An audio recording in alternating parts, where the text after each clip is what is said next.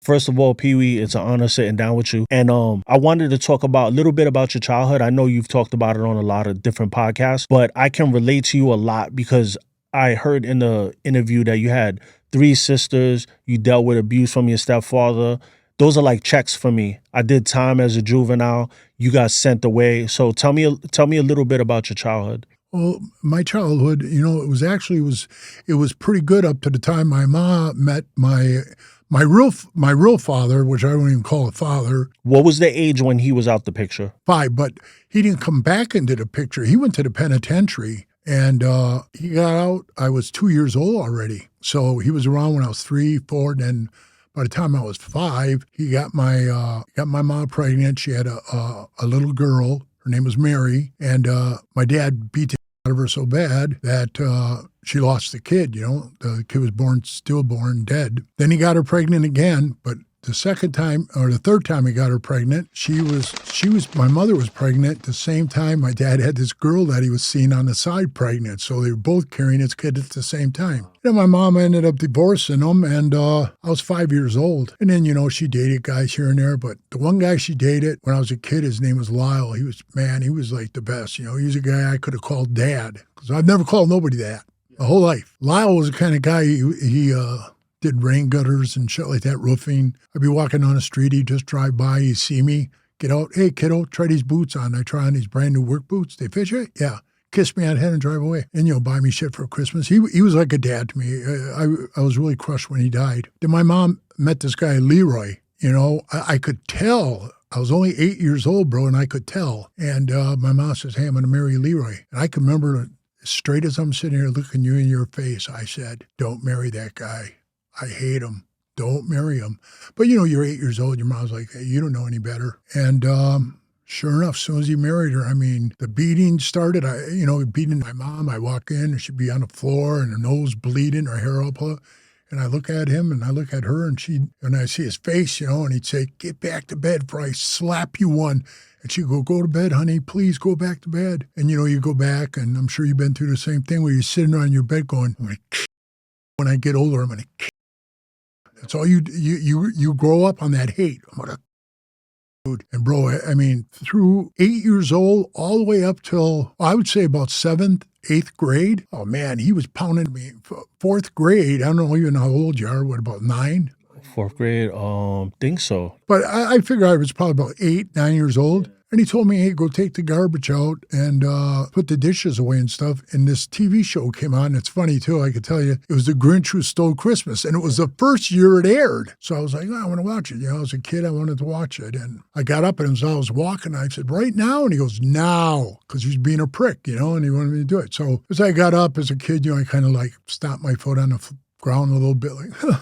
Man, he ran over, spun me around, pow, right in my face. He hit me so hard, he knocked me out. The only guy to knock me out, but you really can't count it. I was a kid, I woke up, he had my pants ripped open. He was spanking me in my bare ass. That's how this dude was, And then he had 2 daughters with my mom, Cindy and Sandy. My sister Cindy passed away when I went to prison at 50 years old. And then Sandy's still alive. But Leroy, after all them beatings, I don't know what happened, something between him and my mom or whatever the hell it was. Because I remember I was so nonchalant, bro, you would have cracked up. He was in the garage, and he was in a car, and he was revving it up and stuff, And he was trying to kill himself, carbon monoxide. Oh, dude, you know how many times I want to kick myself in my own ass. I walked over drinking a glass of orange juice. I looked out the window. I could see the fumes coming out of the garage door. Why did I say anything? I should have just shut up and walked away. He would have been gone. So I look, hey, Ma. So Leroy trying to I think, and I walked away. She ran out there, oh, God, I had to call an ambulance, But whatever happened, he left. In that situation? Yeah, he left. They had like a big fight, and he grabbed his shit and he boogied, which was good. I was glad. And so 9th grade, it was about 9th grade when he did that. And that's when my mom and my grandma got together and put the money, and they sent me to a military academy to straighten me out, make me a good guy. I went to, they call it Division for Youth when you get a felony as a juvenile. So I went to one of those too. Our stories are so similar. And this is in, what state were you in? Wisconsin. All right, so all this is going on in Wisconsin. So it's in Delafield, Wisconsin, still there, St. John's Military Academy. And I went there, and when I came home, he was gone when I came home from there. Yeah. So when I had to go to the school in my neighborhood, it was called South Division. And it was weird because, in Milwaukee, you got South, North, West, East. So I went to South Division. It was a public school. And we walked in there and I started wrestling at the military academy. My mom tells the wrestling coach, hey, my son's going to be a state champ. And he rolls his eyes back and he goes, yeah, we'll see about that. We haven't had one in 18 years. So, I really love wrestling. It was natural to me. That's, I think, what the big thing for me was. I was a natural at it. So I picked up, I learned quick on it. And then it was funny because my mom was dating like a couple guys and they come around and they started acting like they were my dad. And I was in 10th grade, bro. And guys, hey, where you going, man? Hey, we're going to this party. Me and my friend Jeff, and we're ready to go to the party. And he goes, I don't think you should be going out, And I go, who the hell are you to tell me what to do? This was just some goon my mom was dating. And he grabbed me by the arm, man. I grabbed my head, tossed him right to the floor. I threw this move on him, right? It's called a grapevine. And the more pressure you put in as you lean back, the more it tears your tendons and your legs and stuff, right? He was screaming like a little bitch.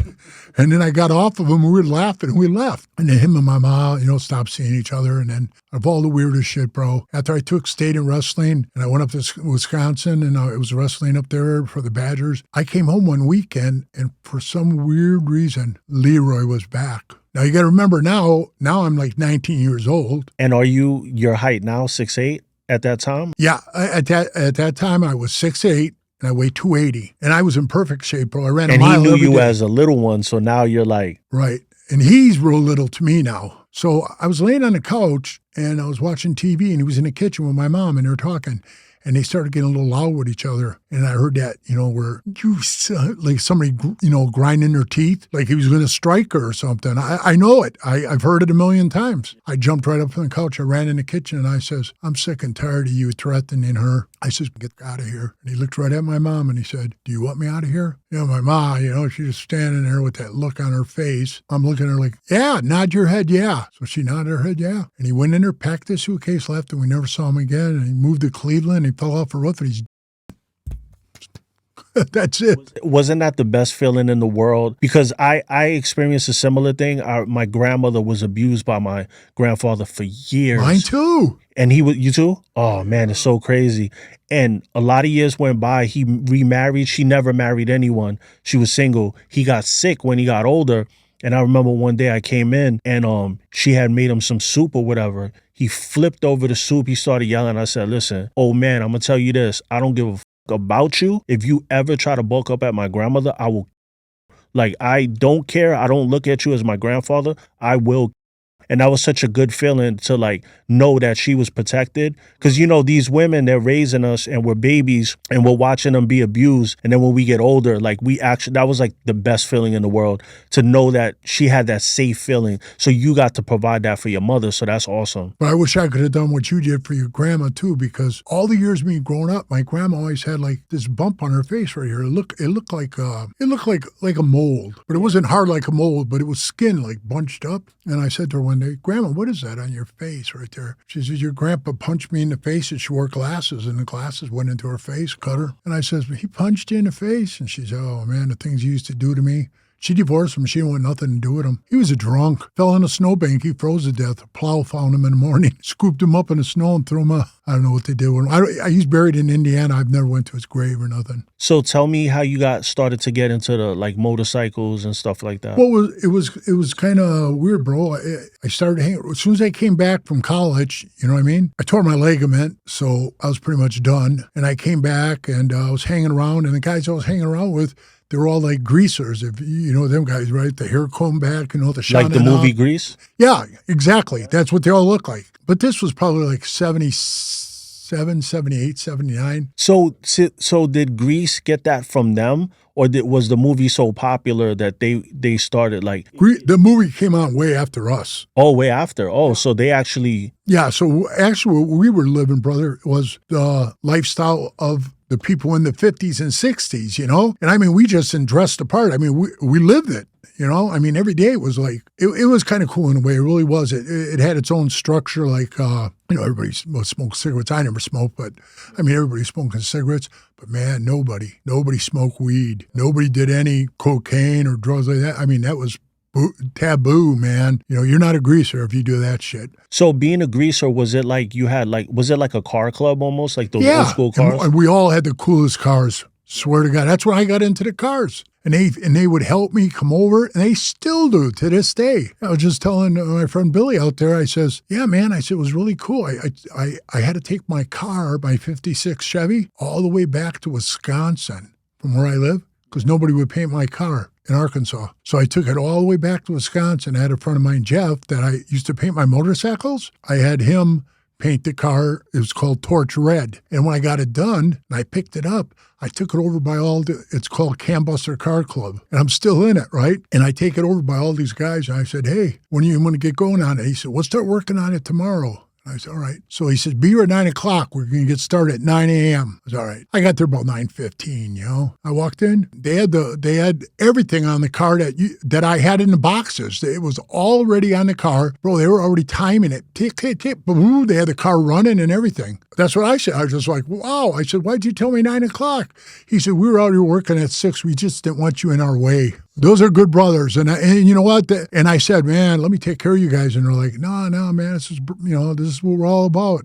And it made me feel good. You know, I was glad I was still part of those guys and always will be, you know? So wait a minute. Like when you say the greaser thing, so were they like dance, like battling each other and dancing too? No, but we go to sock hops, you know, big sock hops, and they would have like old groups, you know, old doo-wop groups up there singing. And we go to the sock hops, and we always hang out at these bars that played nothing but old doo-wop, 50 old stuff, you know? Is that like, have you seen the movie Bronx Tale? Yeah. Is that like the music that was in Bronx Tale? Yes. Yeah, I love that music. That music is cool. It's the best. I'm honest to God, I'm going to make a USB for you. I'm going to send it to you. Okay. Stuff. Yeah, that'll be cool. You're going to dig it, bro. So what era is this? Is this the 70s or? Late 70s, but, you know, these guys been going on their whole lives living this style, you know? So, like, I only wish I did it earlier, to be honest with you. Late 70s into the early 80s. And about, like, 1983 or something, it started dying out. I could see it was like guys started riding motorcycles, you know what I mean? I was like, oh, man, everybody's riding a bike. I should get one. Bro, I didn't even know how to ride a bike. I was probably 22, 23 years old. What was your first bike? It was a 1980 lowrider. Oh, so you started off in style. Still had the AMF on the tank. Did you grow up seeing clubs? No, the only ones I ever saw were in Milwaukee were the Outlaws because they were the dominant club, the big 1% club, you know? And I would see them all over town riding around, but that was all I really knew about. So did you ever like think about joining them when you were a kid, seeing them ride around? No, you just something you saw. No, as a matter of fact, there was like a couple times, you know, like when we would come out of the car shows at State Fair Park, and a couple of them pulled up on a sidewalk, and they were in a Jeep with a plow on it, and naturally there's snow everywhere. And we're walking along the wall, and there was about 5 or 6 of us greasers, you know, we're all walking. Well, he came up on a sidewalk, so he kind of like pushed us all into a single file. And I remember he pulled up, and I seen the patches on him, you know, and he goes, hey, man, I'm confused, man. I got to ask you guys, is it true? And I said, what's that? He says, is it true that all you greasers are something like that? Or queer, something in the fact like that. And I said, no, man, that's not true. He said, it ain't? And he's being real nonchalant. It ain't? I said, no, you guys are the queers, you know? And he goes, hey, and he reached out the window to grab me. Whack! I socked him right in the face.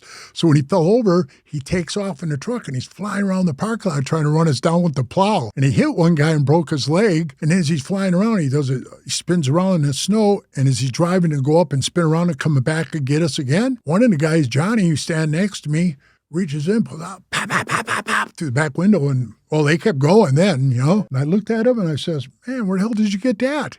And he goes, out of my pocket. That ain't what I meant, but, you know. So I said, wow, I didn't know you had that. He goes, nobody does.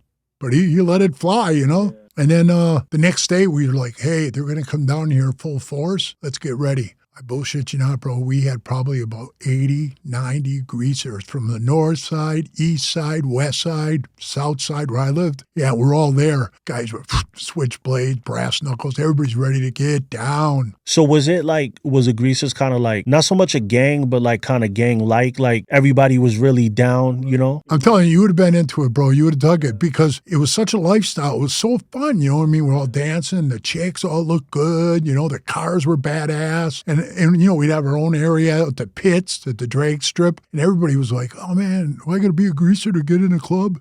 Into the car club. We were like, "No, you ain't got to be a greaser," but most of us were.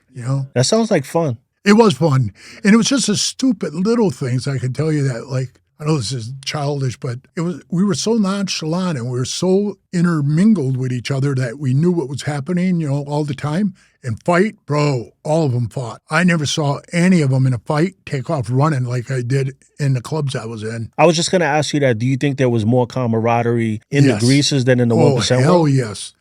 Should I tell you why? What? They're all still my friends to this day. See, that's the goal right there. That is the goal, bro. Because you wear the patch and it's like, oh, I love you and everything. But then once you're out, it's like, you never hear from them again, It's just like, I don't know, man. And those greasers, one just called me on the way here, but I didn't want to answer because, he'll talk to me forever, but I still talk to him. And when I go back home, I always see him. I always hook up with him. We all meet in a bar someplace, and we just hang out, man, like old times. But, most of the guys, they're like going bald like me before.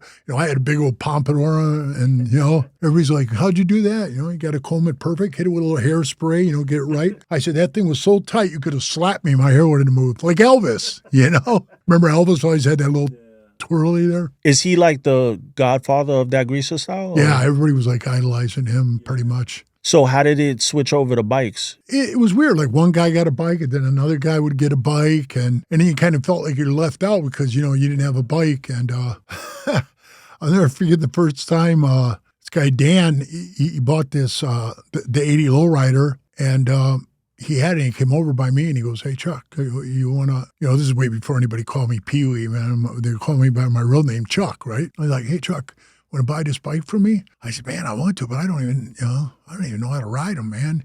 He said, here, man, it's easy, man. I'll show you. Get on it, get on it, pull the clutch in, boom, hit the switch. It's fired up. Boom, I'm revving it up, and it's feeling pretty good. He goes, just let the clutch out, man. You shift it, one up, and just keep shifting. Okay, man, I'm letting the clutch out, and it gets rolling, it gets rolling pretty good. And next thing I know, I'm like flying down the street pretty quick because, I took off and I'm rolling on the throttle, not thinking about it. Bro, I go right up a hill through a picket fence. It was hilarious. That was my first motorcycle. My first was the same.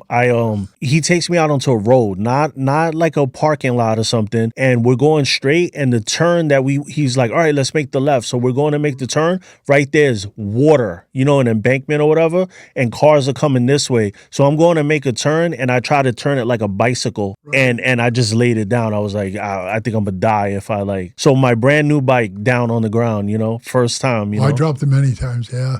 So when did the club stuff start taking off for you? There was a couple of greasers that left, stopped being greasers, and they were like in this motorcycle club called the Sinners in Milwaukee. It was a small club, 3-patch piece, but there weren't no 1%ers. The Outlaws were the big club there. Were they around for like a long time? The Sinners? I think they started like in 66, 67. When the guys came back from Vietnam, they said they used to call themselves Asphalt Gamblers or something.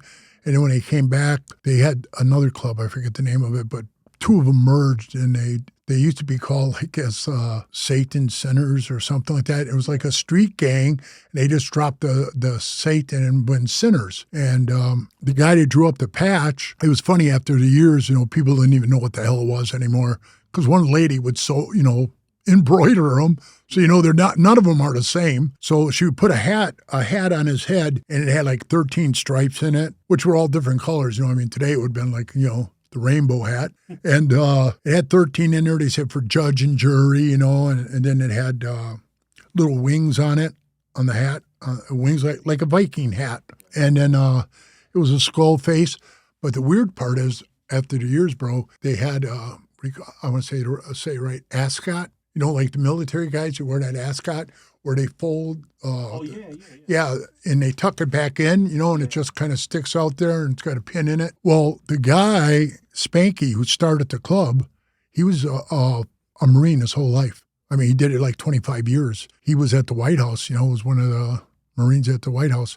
So he drew that patch up. So he put that ascot on it, being a Marine. And after a while, all of a sudden you start looking at it and the lady's changing it. And it started looking more like a red beard, you know.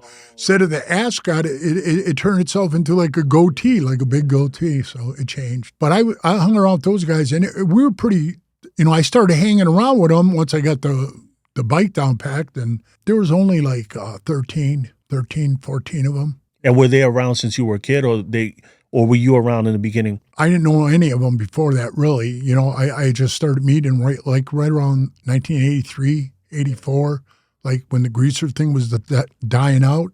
So did you guys have like greaser hair and you're still riding? Like, is that still, you still got the hair, but you're like getting into the bike Yeah, world? it was kind of changing. Then everybody's letting their hair grow a little long. Then I grew a big ponytail in the back, you know. Yeah, most of the guys, though, kept their hair that way, especially the ones that had it, you know. So how long were you in that club for? 10 years. 10 years, wow. Yeah, 10 years. So like, did they have like the same kind of prospect process that like 1% clubs have? Yeah, pretty much, except they call theirs probate instead of prospect, just the same thing as the Outlaws do. Because I think mostly they were taking their stuff from the Outlaws, you know what I mean? So were they a support club or? Yeah, they were a support club for the Outlaws, yeah. I remember many times going down to parties at the Outlaws clubhouse. They would come to ours. Did you, when you were going to those parties, did you ever think that they would be like your opposition later on in life? No, and you know, I had a couple of them that were really my good friends.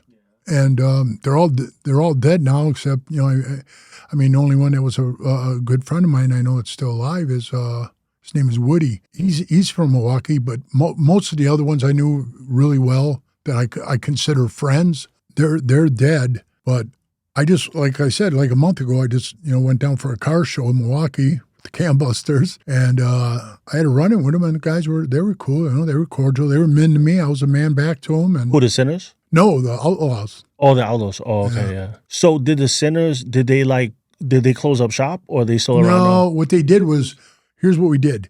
After a long time of just butting heads all the time with the Outlaws, you know, wanting to do this, do that, people were quitting. I got that club up to about 24 people because, you know, all the people, I was drawing people. They were drawing them, and they're like, oh, man, Peewee's doing it, I'm doing it. And they gave me that name, and I hated it. Why?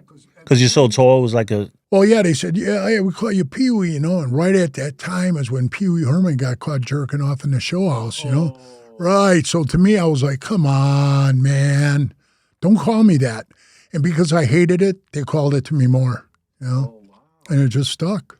I thought it was like because you're so tall and you're like a Pee-wee short. So you know how like they call a tall guy tiny or something? Right. That's what I always thought it meant. And that's what it was like in the Hells Angels, because I was Pee-wee. I was the big, tall Pee-wee, and then there were shorter Pee-wees. There was 4 of us, and the other Pee-wees were real short. So were you president in the Sinners? Oh, yeah. I was the first year I got my patch, and then the second year they brought me up for president, and I was president the whole time. And I was president right up to the time I left. And I was the one that told them, hey, you guys, you want to take this underground, then we ain't got to answer to anybody, you know? And that's what we did. We took the Sinners underground, and then we would put our patches on when we get outside of town, and then we go to LaPorte, Indiana. We had a charter, and we had another charter in Howland, Michigan. And when we go to those places, you know, then we'd ride and we hang out with those guys, and they didn't have the same problems we had in our town. So we'll hang out, and then we head back home. Oh, I wanted to ask you a question about the leather and the denim. You were in it at that time where like a lot of people were in denim and hadn't wore leather yet, right? Or did it depend on the club? Because if you see a lot of the old school stuff, like the Sinners and those old school clubs, it was all denim.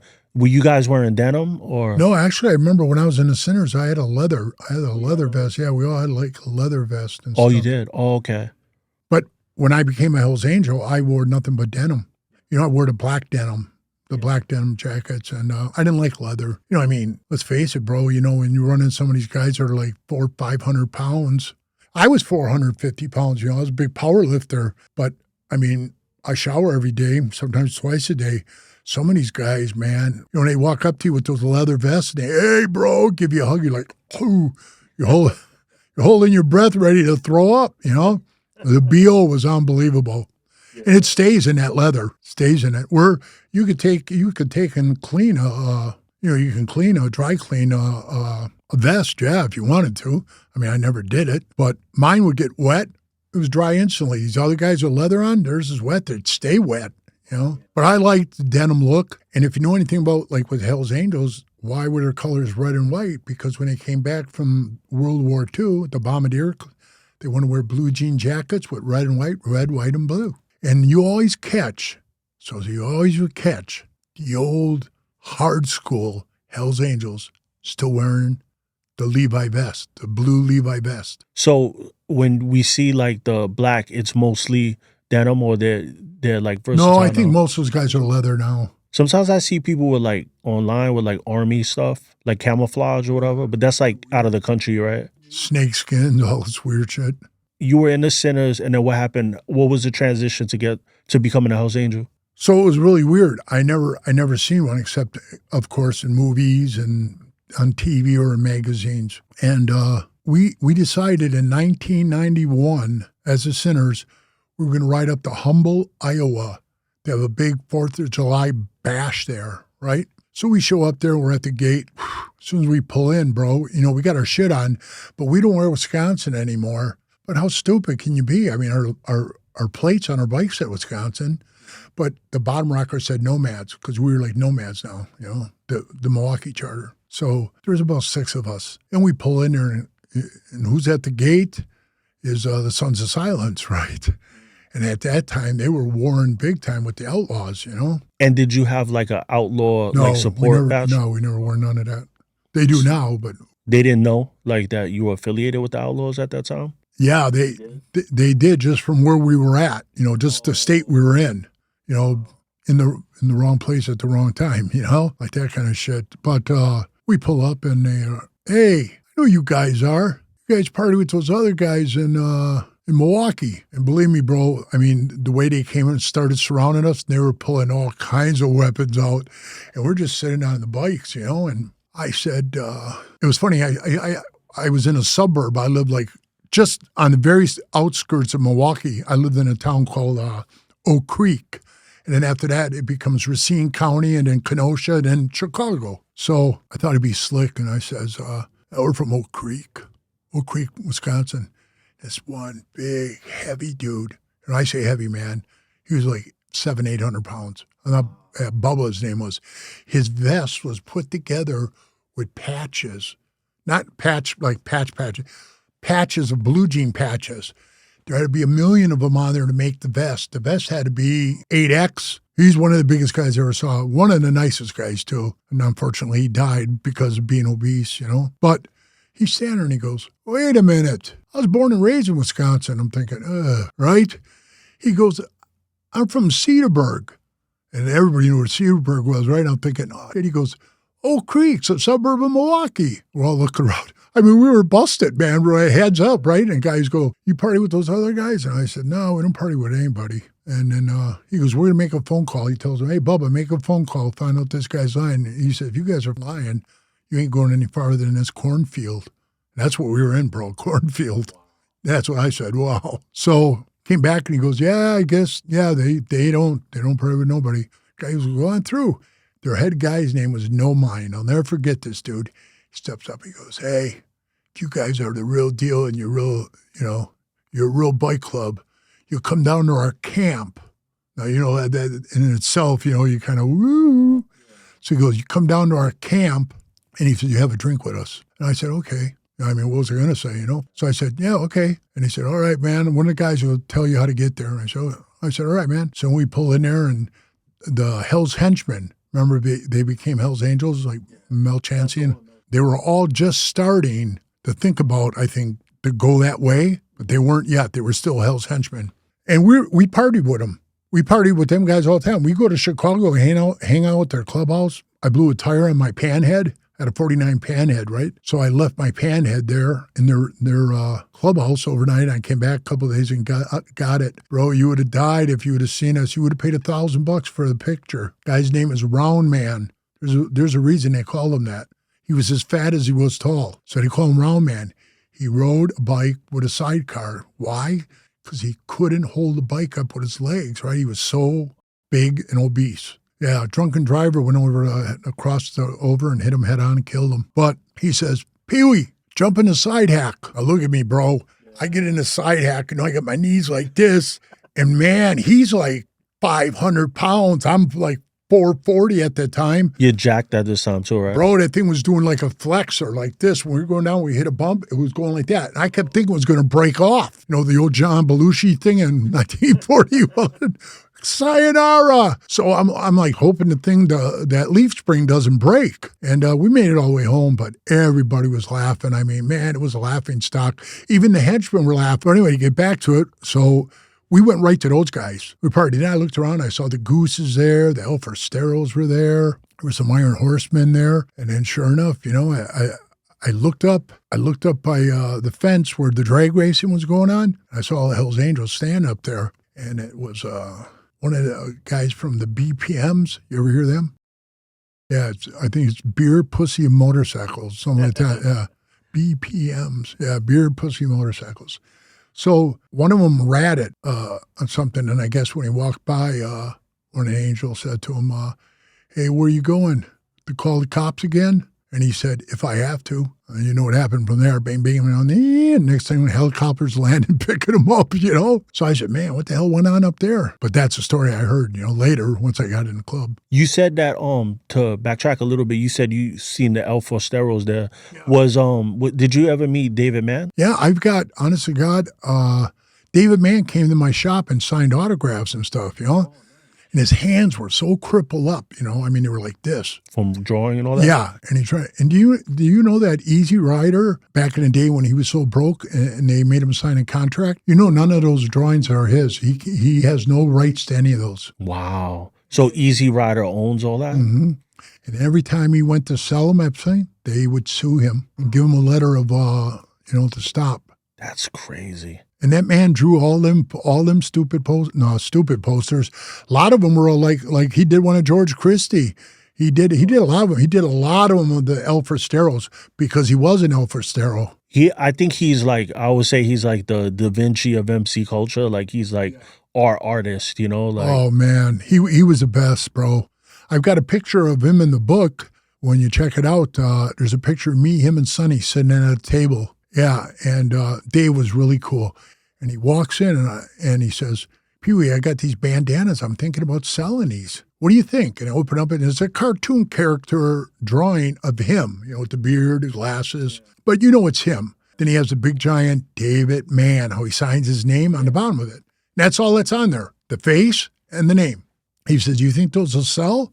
I said, hell yeah, those will sell. I said, how many of these you got? I'll buy a bunch of them for you. And he goes, I only got two. I got a red and white one and I got a black and white one. I looked at him and I said, yeah. And he says, do you want one? I'll give you one. I said, sure. He said, I suppose you want the red and white one. I said, of course. So he gave it to me.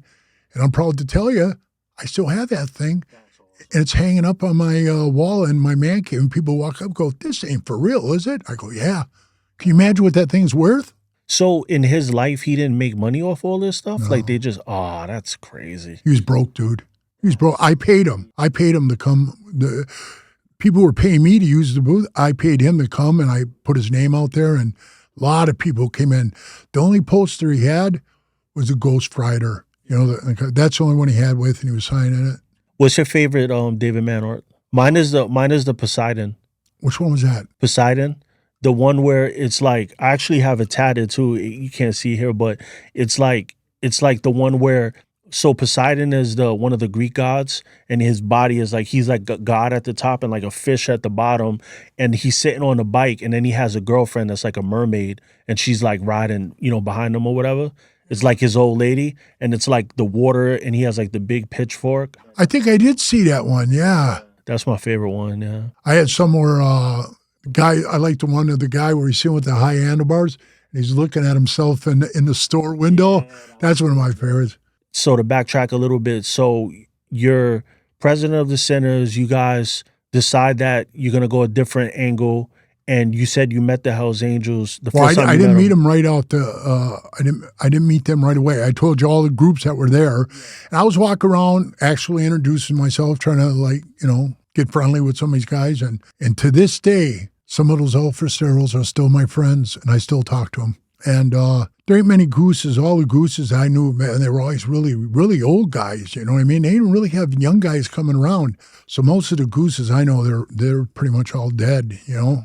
But the Gooses were cool too. And they're close by me. They're in Branson, Missouri, you know. right over the border, hour away from my house. So we were walking around, and actually what it was, bro, it was, if you looked around, every club there didn't get along with the Outlaws. You know what I mean? There was nobody there that supported them and stuff. There was no other clubs. And then I remember I was standing with all my guys, man, and I remember this like it was yesterday, bro.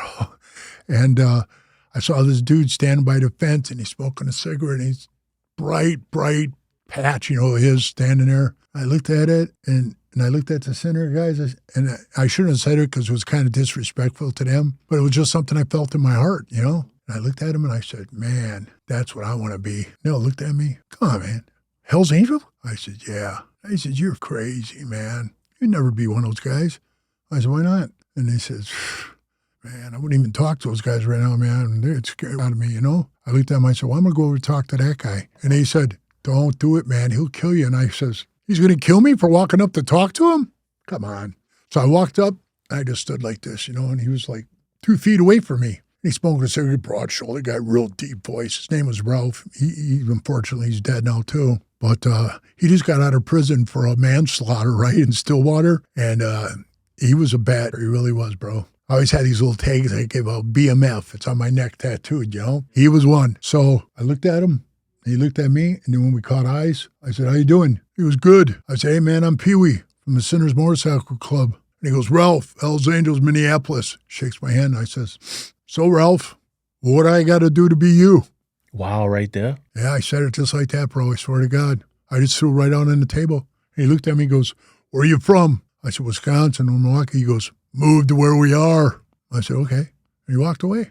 That was it, man. So I walked back to my guys, and they're like, what do you say? What do you do? He's all freaking out. And I told him, they said, what? So then what I did was, there was a guy of ours in a prison, and his name was Kickstand, and he was in the prison, and he calls me up. He goes, hey, there's this dude in there with all these Hells Angel tattoos on. He's saying he knows this guy, he knows that guy. And I'm like, there's something weird about this guy's story. And I said, give me his name, man. He gets his name, and so I get it.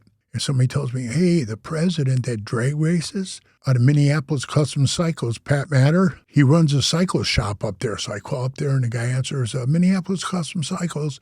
I said, yeah, is Pat Matter there? And he goes, yeah, who's calling? I said, tell him Peewee from the Sinners Motorcycle Club. So he gets on, he goes, yeah. Now, I don't even really know him, right? Yeah. And he comes on there with that southern drawing accent of his, Yeah, what can I do for you, Peewee? He tells me all the time, I'm from Missouri, show me, So I said, hey, we got a guy in the prison. There's a guy down here in Wisconsin in prison. He's got Hell's Angel tattoos all over him. And my guy thinks he's a phony baloney. He got the tattoos in the joint. I can give you his name. You run it? He goes, yeah, give me his name. I gave him his name, and he said, give me your number. I gave him my number, and he said, I'll get back to you, Peewee, and thanks. I appreciate it. And I said, no problem. So he called me back, and he says, nobody at no charter knows who that guy is. It's all right. So I go up to see Kickstand, I ain't going to tell him on the phone. So I see him, I says, hey, man, take care of that thing, and he hot spooned him, took it off with hot spoons. So who was the person that he was a sinner in jail? Yeah. And he hot spooned the guy that had the fake Hell's Angel tattoos. So when he did it, he called me. He said, it's done, man. So I called Pat, and I said, hey, that was taken care of. That guy's tattoos are gone. And he goes, oh, man, thanks. He said, you guys should come up and have a cocktail with us sometime. And I said, all right. Trying to get some of my guys to go up there with me was like pulling teeth, bro. So I said, come on, let's go. So I got a couple of them that went up there. The whole time, like, I don't feel easy about this. But I felt right comfortable, man. I felt like I fit in there, So none of them were built for it, only you? Yeah, none of them were really built for it at that time, What drove you so strongly? Was it like the influence of the movies and stuff like that? It was more like hitting the major leagues, like maybe you felt like you were in the minor leagues, and then no, that's what it was. Being top of the food chain, bro. Top of the food chain. So when I started going up there, and I started like hanging out with those guys, in the bars, they didn't really like give me any like hassles or anything like, hey, you see this guy, you do this, you do that. They never said anything like that, And then when the time finally came, they said, hey, we want to talk to you. And they pulled me off to the side, and this is weird even to tell you this. We're sitting there, I think they're going to come off the wall with some whack. They said, you really want to be a Hells Angel? I said, yeah. And there was 3 of them sitting at the table. Ralph was one. He was a sergeant of arms, naturally. Then there was Pat, and then there was this guy named Richard. Oh, and Rooster was sitting there, I think. And they says, we're going to ask you to do something. We're going to see your loyalty to the club. You know, and I thought that was, bro, same thing you would think, you know. Whew. Thinking in my head, well, can I do this? You know what I mean? Because I wasn't cut out like being a sinner doing that. You know, we never really ran across shit like that. I thought the big one was coming, hey, we want you to whack this guy or something. Nothing like that. All of a sudden, this is what they lay on me. We want you to take a lie detector test. And honest to God, I went like this. What? And he says, yeah, are you willing to take a lie detector test? And I said, yeah, I guess, you know. He said, well, we make all of our guys do it before you can even start hanging around. I said, all right, let's do this. Are you wearing your Sinners colors when you're there? Or No, I already quit the Sinners. Oh, you already had quit? Yeah, oh, I okay. quit. And they gave me a real nice plaque and stuff, you know, and they said, hey, our heart's always in you. And it says right on the plaque, it says, we know you didn't leave us because you didn't want to be with us. You just outgrew us.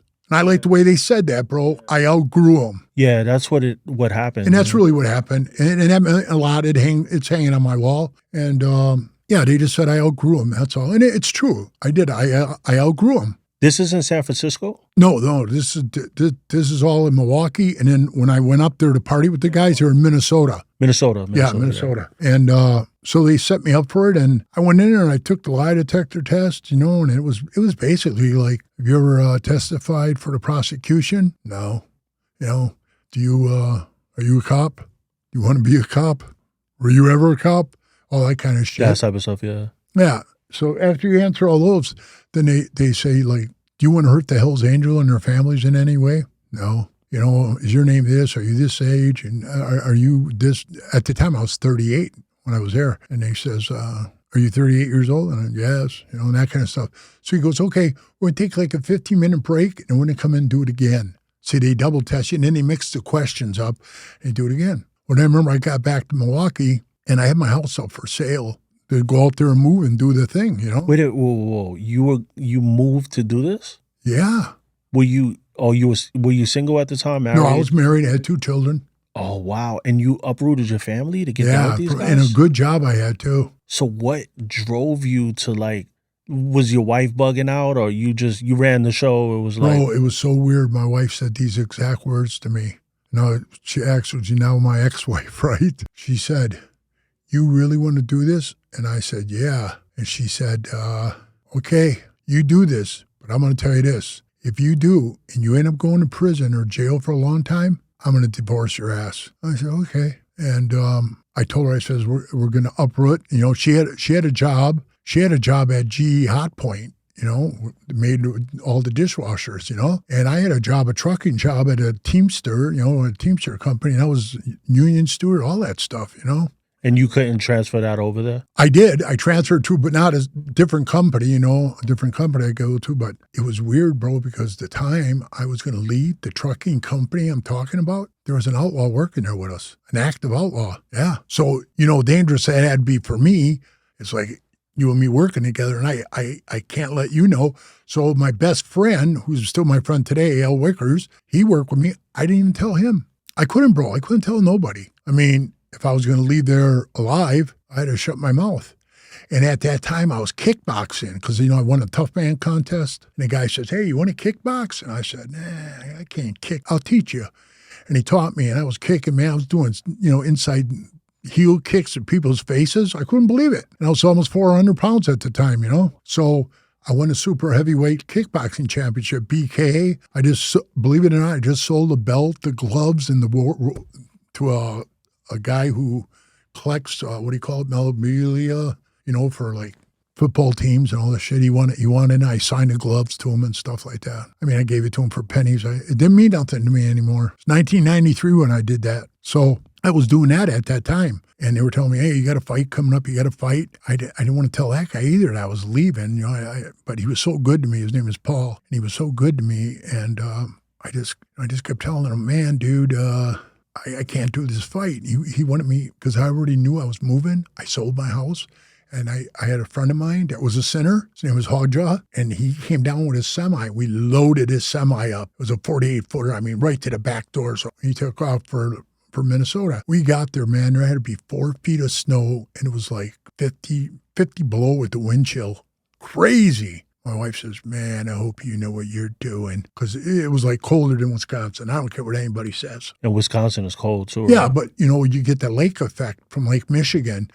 I live right by Lake Michigan, so it's 20 degrees warmer always by the lake than it is inwood. You left a career with fighting too because you were good at it. I had to. Did you have to relinquish your belt? Well, I kept the belt, but my title was, they took my title. What do you think would have happened if you would have locked in with that? Do you think you would have been like on UFC or something, or is this like way before that time? That was 93, bro. There was Superfoot, Bill Wallace, that was the guys that were famous when I was doing this stuff. And it was way before our time. I wish, with the wrestling, I would have been pretty good at it.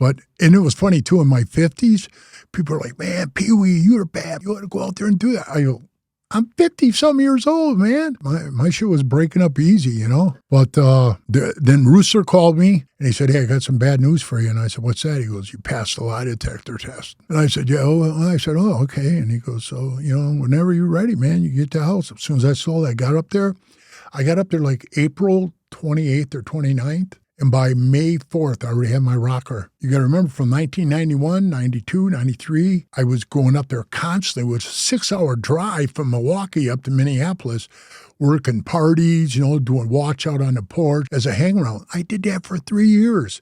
They made me do that so they got to know me. How violent was it when you got into it? Because I heard, I interviewed I don't know if you saw Junior from the Mongols. He was national president for the Mongols. And he said that in the beginning, he wanted to be a Hell's Angel. And he said that they would beat up the prospects bad and punch hangarounds in the face, for fun, joking around. And that's why he wasn't enticed to get in, to get into the club. They do that a lot, but it's like who's who in the school, on the playground. And I'm not the kind of guy you just want to walk up and punch in the face. So they did do that a couple of times. Like one of them threw a frame, hit me in the mouth, split my lip, and then he stepped out on the porch. He goes, you want to go? Bam! And he tried to throw me off the back of the porch, and I tossed him right to the ground. And, the rule is you can't go to the ground with him. So I just stood there, get up, man. And then they come out, hey, that's enough. Then I had another one when Pat was talking to me. He was like close as his mic is to me. He's yelling, man. Well, he's up to here, though. First of all, I got to tell he is where the mic is. So I'm looking down at him like this, and as he talking to me from the right, the new sergeant of arms, I can't stand him, right? He sucker punched, boom, right inside of my face. All my head did is went like this. I looked at him, I says, did you sucker punch me in the face? And I turn around, and we're going to get down, right? Pat goes, hey, you don't think you had that coming? I'm still looking at him, and I look at Pat, and I go, what, to get sucker punched in the face? Does it again. Pow, right? Now I turn around, I said, let's go, man. I put my hands up. He's bouncing around. He throws a punch. I catch it like a baseball, throw it down. We're bouncing. He throws another punch. I catch it, throw it down. So I know up here he thought, oh, I ain't going to box with this guy. What do you think he does? Goes in on me, right? Like to tackle me. I go down, do like a fireman carry and wrestle. Whoop, pick him up. Bam! Body slam him on the ground. All the plaque hanging on the walls fell on the floor. That's how hard he hit the floor. The building shook, right? Oh, yeah, dude. When he hit the ground, he went, ugh, like a contraction, I knelt on his neck. I drew back to punch his face, and them rolled through a half Nelson on me, and Pat grabbed my head, and I could hear him laughing. And, bro, you know me. I'm like, right? I'm like, hey, what's so funny, man? What's so funny? They go, relax, Peewee, relax. We're just trying to mud check you. Are you serious, man? You mud check me? So I stopped. They said, we just want to see if you'd fight. Wouldn't fight, you punch him in the face. Well, a lot of guys don't, bro. A lot of guys are like, hey, hey, man, I don't want to fight, I was the wrong guy for that. So they let you square up, even though you were hang around. Not if you're a hang around, bro. If you're a hang around, they could all jump on you and beat up. They consider you you're a part, but not a real part of it. I never would ever let that go on in the charters when I was president. Never, bro. If the guy was going to get in a fight, I tell him, you want to fight? You fight him? All right, you two guys fight, and that's it. I never let him rat pack him. I didn't believe in that shit. And then so that Junior was telling the truth on that. On the hang-arounds, they will do that. They'll rat pack them, and beat them up. But when you become a prospect, it's one-on-one, and you can fight the president of the charter if you want, bro. That's pretty cool. Yeah. I was behind the bar in San Francisco bartending, and this guy from Arizona, Phoenix, one of those guys, pothole face, his name was Barry. He came from North Carolina or something, whatever. and he transferred to Phoenix. He's at the end of the bar doing one of these, prospect, as loud as he can. I'm at the end of the bar, man. I'm making drinks. I can hear him, but I'm ignoring him, And all of a sudden he walks right up beside me, and he walks right into me, and I look at him, and he's standing right here on my side, and he says, "You hear me calling you?" I said, "No, I never heard you call my name? I never heard you." He said, "No, I was calling Prospect." Oh, I said, "That's why I didn't hear you. I thought you'd say either Charlie, my real name, or Peewee." I would have answered, came right down and seen what you wanted. He goes, "Well, you're a prospect. You act like one." I said, "I am acting like one. I'm back here doing my thing, He goes, "You need a lesson taught." I says, "Really? And who's going to teach me a lesson?" And I saw him close his hands, right? As I'm looking at him, I could see your hands, right? I'm thinking, "Oh, dude, you got to be kidding." So I stepped that foot back to push off of it, And I says, "Man," I said, "You got to be kidding me. You really think you're going to?" And whoop, when he came up to do it, bang, I stung him. Boom, he hit the ground, snoring on the ground. The members leaned over the bar and they looked at me and go, "God damn, Peewee, you knocked that fucker cold, man." And I shook him. I woke him up. He comes to, I go, Barry, all right? He wakes up, I says, "Remember now, Peewee, Charlie, you want a drink? Just ask me." I opened him up. He staggered away, and I never saw him again. He quit. And for people that don't know that may be watching this is not regular prospect behavior. You have to listen. This is like cream of the crop type people when they join this world that can get away with that type of stuff. Like you were capable, because most people probably would have got folded up in that situation, Right, like when people leave the club, they say, "Oh, they always take your bike." Well, they didn't take my bike. I said, when they ran me down the road in Minnesota, told me I wasn't cutting it. And bro, I was like down for everything, Was it because you swung on them, or? No, what I think it was, bro, it was, and now this is what members told me, that after they left the club, I'd say, "Hey, I want to ask you something. Why did you guys vote me out of that club when I was doing everything that other prospects wouldn't do? I was doing it all." They said, "Well, we didn't vote you out, Peewee." I said, "What are you talking about? You'd say Hell's Angels, man, one vote. We're independent. We got democracy here, It wasn't like that. What was it like? Tell me. I wasn't in the room. Pat just stood up and said he wanted you out. Somebody asked him, "Well, make him go another 6 months prospecting or something." He said, "No, I want him out today." What do you think it was? Honestly, between you and I think it was like a little man syndrome. Because he was really short, you know what I mean? He kept thinking I was going to come in, take over. Yeah, that's what I was thinking. Like the writing was on the wall, Yeah, I think people could tell, like, damn, this dude's a giant. Like, he's going to take over. They're going to see that he's the real deal. And then I'm not built like that, Right. I notice a lot of clubs run people out that are like that too. I've seen it. Which weakens the club. And I see that I met this kid, this young kid in California that came in after me, said he heard of me, and he hit me up for a friend's request. And I told him, "Hey, man, you don't want to talk to me. You got me out bad, And I saw the big Hell's Angels on his stomach and, the big lightning bolts on his chest.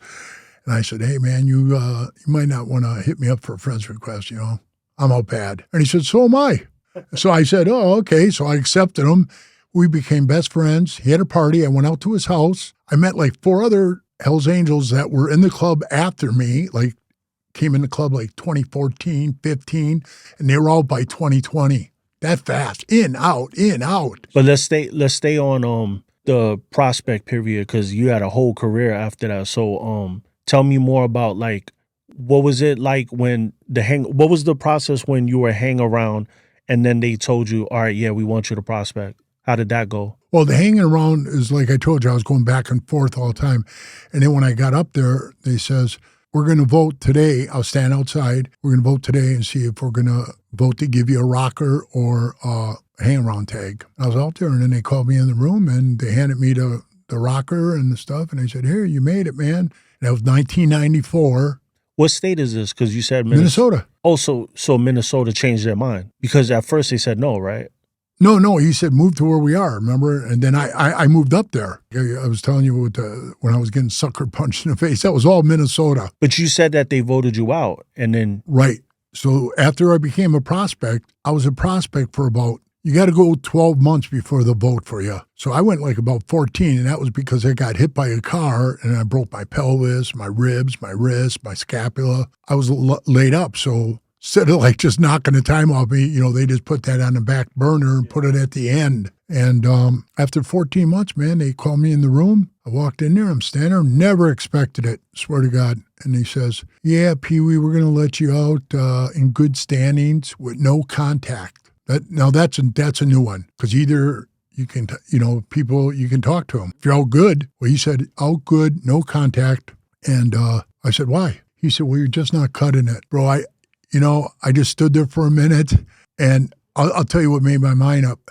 When I looked down the table at all the guys, if they would have been all like this, looking at me up like that, like men, I thought, well, this is what you guys want? Okay, took the rocker off, hung it up, walked out the door. Because I was all paid up on my dues, everything, man. So I looked down the table, and they're all like this. And that's right there. What took me, I looked down, I thought, you want to kick me out of here, man? You can't even look me in the face? Okay, I'm out of here, man. Took my vest off, hung it up. I'll never forget this. He says, well, if you want to hang around and wait till we're done with church, we're all going to run down to, I can't remember the name of it, some titty bar. And he said, we're going to go down to the bar if you want to come with us. Why the fuck would you come hang out with me after I just kicked you out? Yeah, that's weird. Yeah, so I said, nah, I'm good. I'm out of here. So it was funny because Jimmy, the other prospect, he was a hoot, man. So what? He didn't care. And they go, hey, tell Jimmy to come in here as I was walking out. Now, what I forgot to tell you was when Ralph, the sergeant of arms, he comes at the door and he'll tell you like, hey, so come on in, come in. And you got to go in there and face the medicine, right? Ralph opened the door. He goes, Peewee, come on in. When he walked up, he's walking out. I go, because him and I were friends. He really was my friend. He was really a brother. Really did. He helped me out, and he was a good dude, man. It was sad he died. And he says, they want to talk to you. Now, when he said that, they want to talk to you, that threw me off, right? So I go, whoa, where are you going? He goes, I'm out of here. I thought that was weird, right? I'm not even involved in this. And he walks out, got on his bike and blasted off. And the other guy that wasn't there was this big guy named Tank. He wasn't there. I don't know. He just didn't come to the meeting that day. So when I walked in there, I went through what I just told you. Pat tells me, you're out in good standings, but can't talk to nobody, and blah, blah, blah. And when they didn't look at me, I hung my rocker up, and that's when he said that to me. Well, I'm walking out the door. He says, tell Jimmy to come in, because the sergeant of arms left, right? So I open the door, and I go, Jimmy, you're next. Because Jimmy's running up the stairs, and he says to me, hold on, wait a minute, bro. They're probably going to boot me out of here. I'm going to need a ride home. Because the bike he had, he bought from them. And he was like 3 payments behind. I already knew they were going to take his bike. They didn't take my bike, bro. But I was out good. Now, Jimmy, I don't know if they put him out good or bad. I really don't know. But he called me afterwards. And he goes, I had to walk all the way home, man. I said, they kick you out? He goes, yeah. I said, hey, man, well, look, hey, me taking you home on my bike. And he goes, oh, man, I had to walk, man. He had to walk a long time. But I live like 27 miles outside of town. I don't want to live in the inner city. It was just so trashed. So I rode out there, and I swear to God, bro, I'm describing it exactly the way I felt. I was riding, and you think I was like depressed and stuff. I'll tell you what I did feel. When I wanted to be a state champion in wrestling, I did it. When I wanted to be the best at the kickboxing, I did it. I wanted to play semi-pro football, I did it. So everything I accomplished, bro, that I set my goals, I did it. It was kind of a kick in the balls, I'm like, wow, I wanted to be a Hell's Angel, and they kicked me to the curb. Not like I was the biggest catch and roll, but I was no punk, I was a guy like you said. Somebody thought, well, wait a minute, we get this guy, we're going to have problems. So as I'm riding, that went through my head, like, wow, I can't believe I just got cut from the football team, right? Yeah, you had that winner's mentality. Right. And then all of a sudden, second part of my brain kicks in. I felt relieved. I walked in the house and my wife goes, what are you doing home so early? And I said, they kicked me out. She goes, what? I said, yeah, they kicked me out. And she was all like, oh, you didn't need to be in there. She was happy I was out of there. I don't know. And I got a lot done on my house. I did my own thing. And I would have parties out at my house, and Ralph would always come to my parties. And one thing that was real respectful, I never asked him this, because I never would. He never, when he come out there, he just come as himself with his brothers on the bike, his blood brothers. And he didn't wear his patch, kind of like rubbing it in my face. But there'd be Alfred Steros there, they were my friends, and they were all wearing their vests. And we party and we get along. So he said, you could come back in a year. And the year was up, and I came back, and I said, hey, I'm ready to do this again. That's what my heart was set on. Even though I say this now, and I said this in my book. The El Forastero said, hey, why don't you come our way? And you know what? Now in this long picture, I wish I would have. Because they were solid. I mean, they're real brothers. I mean, the way they hang out, the way they do things together. The Angels didn't get together and have any cookout. I would be coming over to your house for a cookout. They don't do it, bro. So it was that brotherhood thing wasn't there that I was looking for. The Sinners, hell yeah, we barbecued all the time, bro. Hey, we come out, all of us get together, patches, no patches.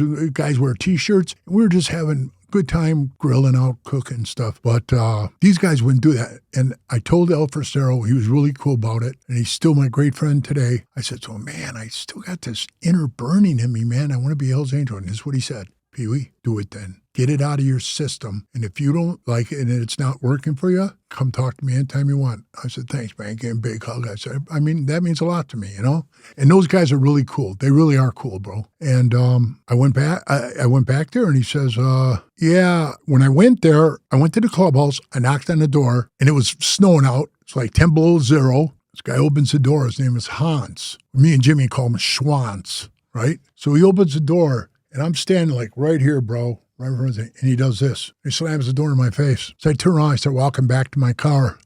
Door opens up. Pat goes, hey, Charlie, come on back here, you know? I don't know why Pat never called me Peewee. He always called me Charlie. And I walk back there and I says, hey, what's the problem, man? He said, I don't know, man. He's got some kind of issue with you. He don't like you. And I said, so what does that mean? You know, he goes, well, it's got to be 100%, you know? And he says, no way would he ever vote for you. So basically it was a no-go. You know what I mean? So I just said, well, he said, but you come in and party. Why would I? So I just said, hey, you know what? I'm just going to hit the road. He said, all right. You know, and then I left. And then I went home and I started hanging around with Mel Chansey.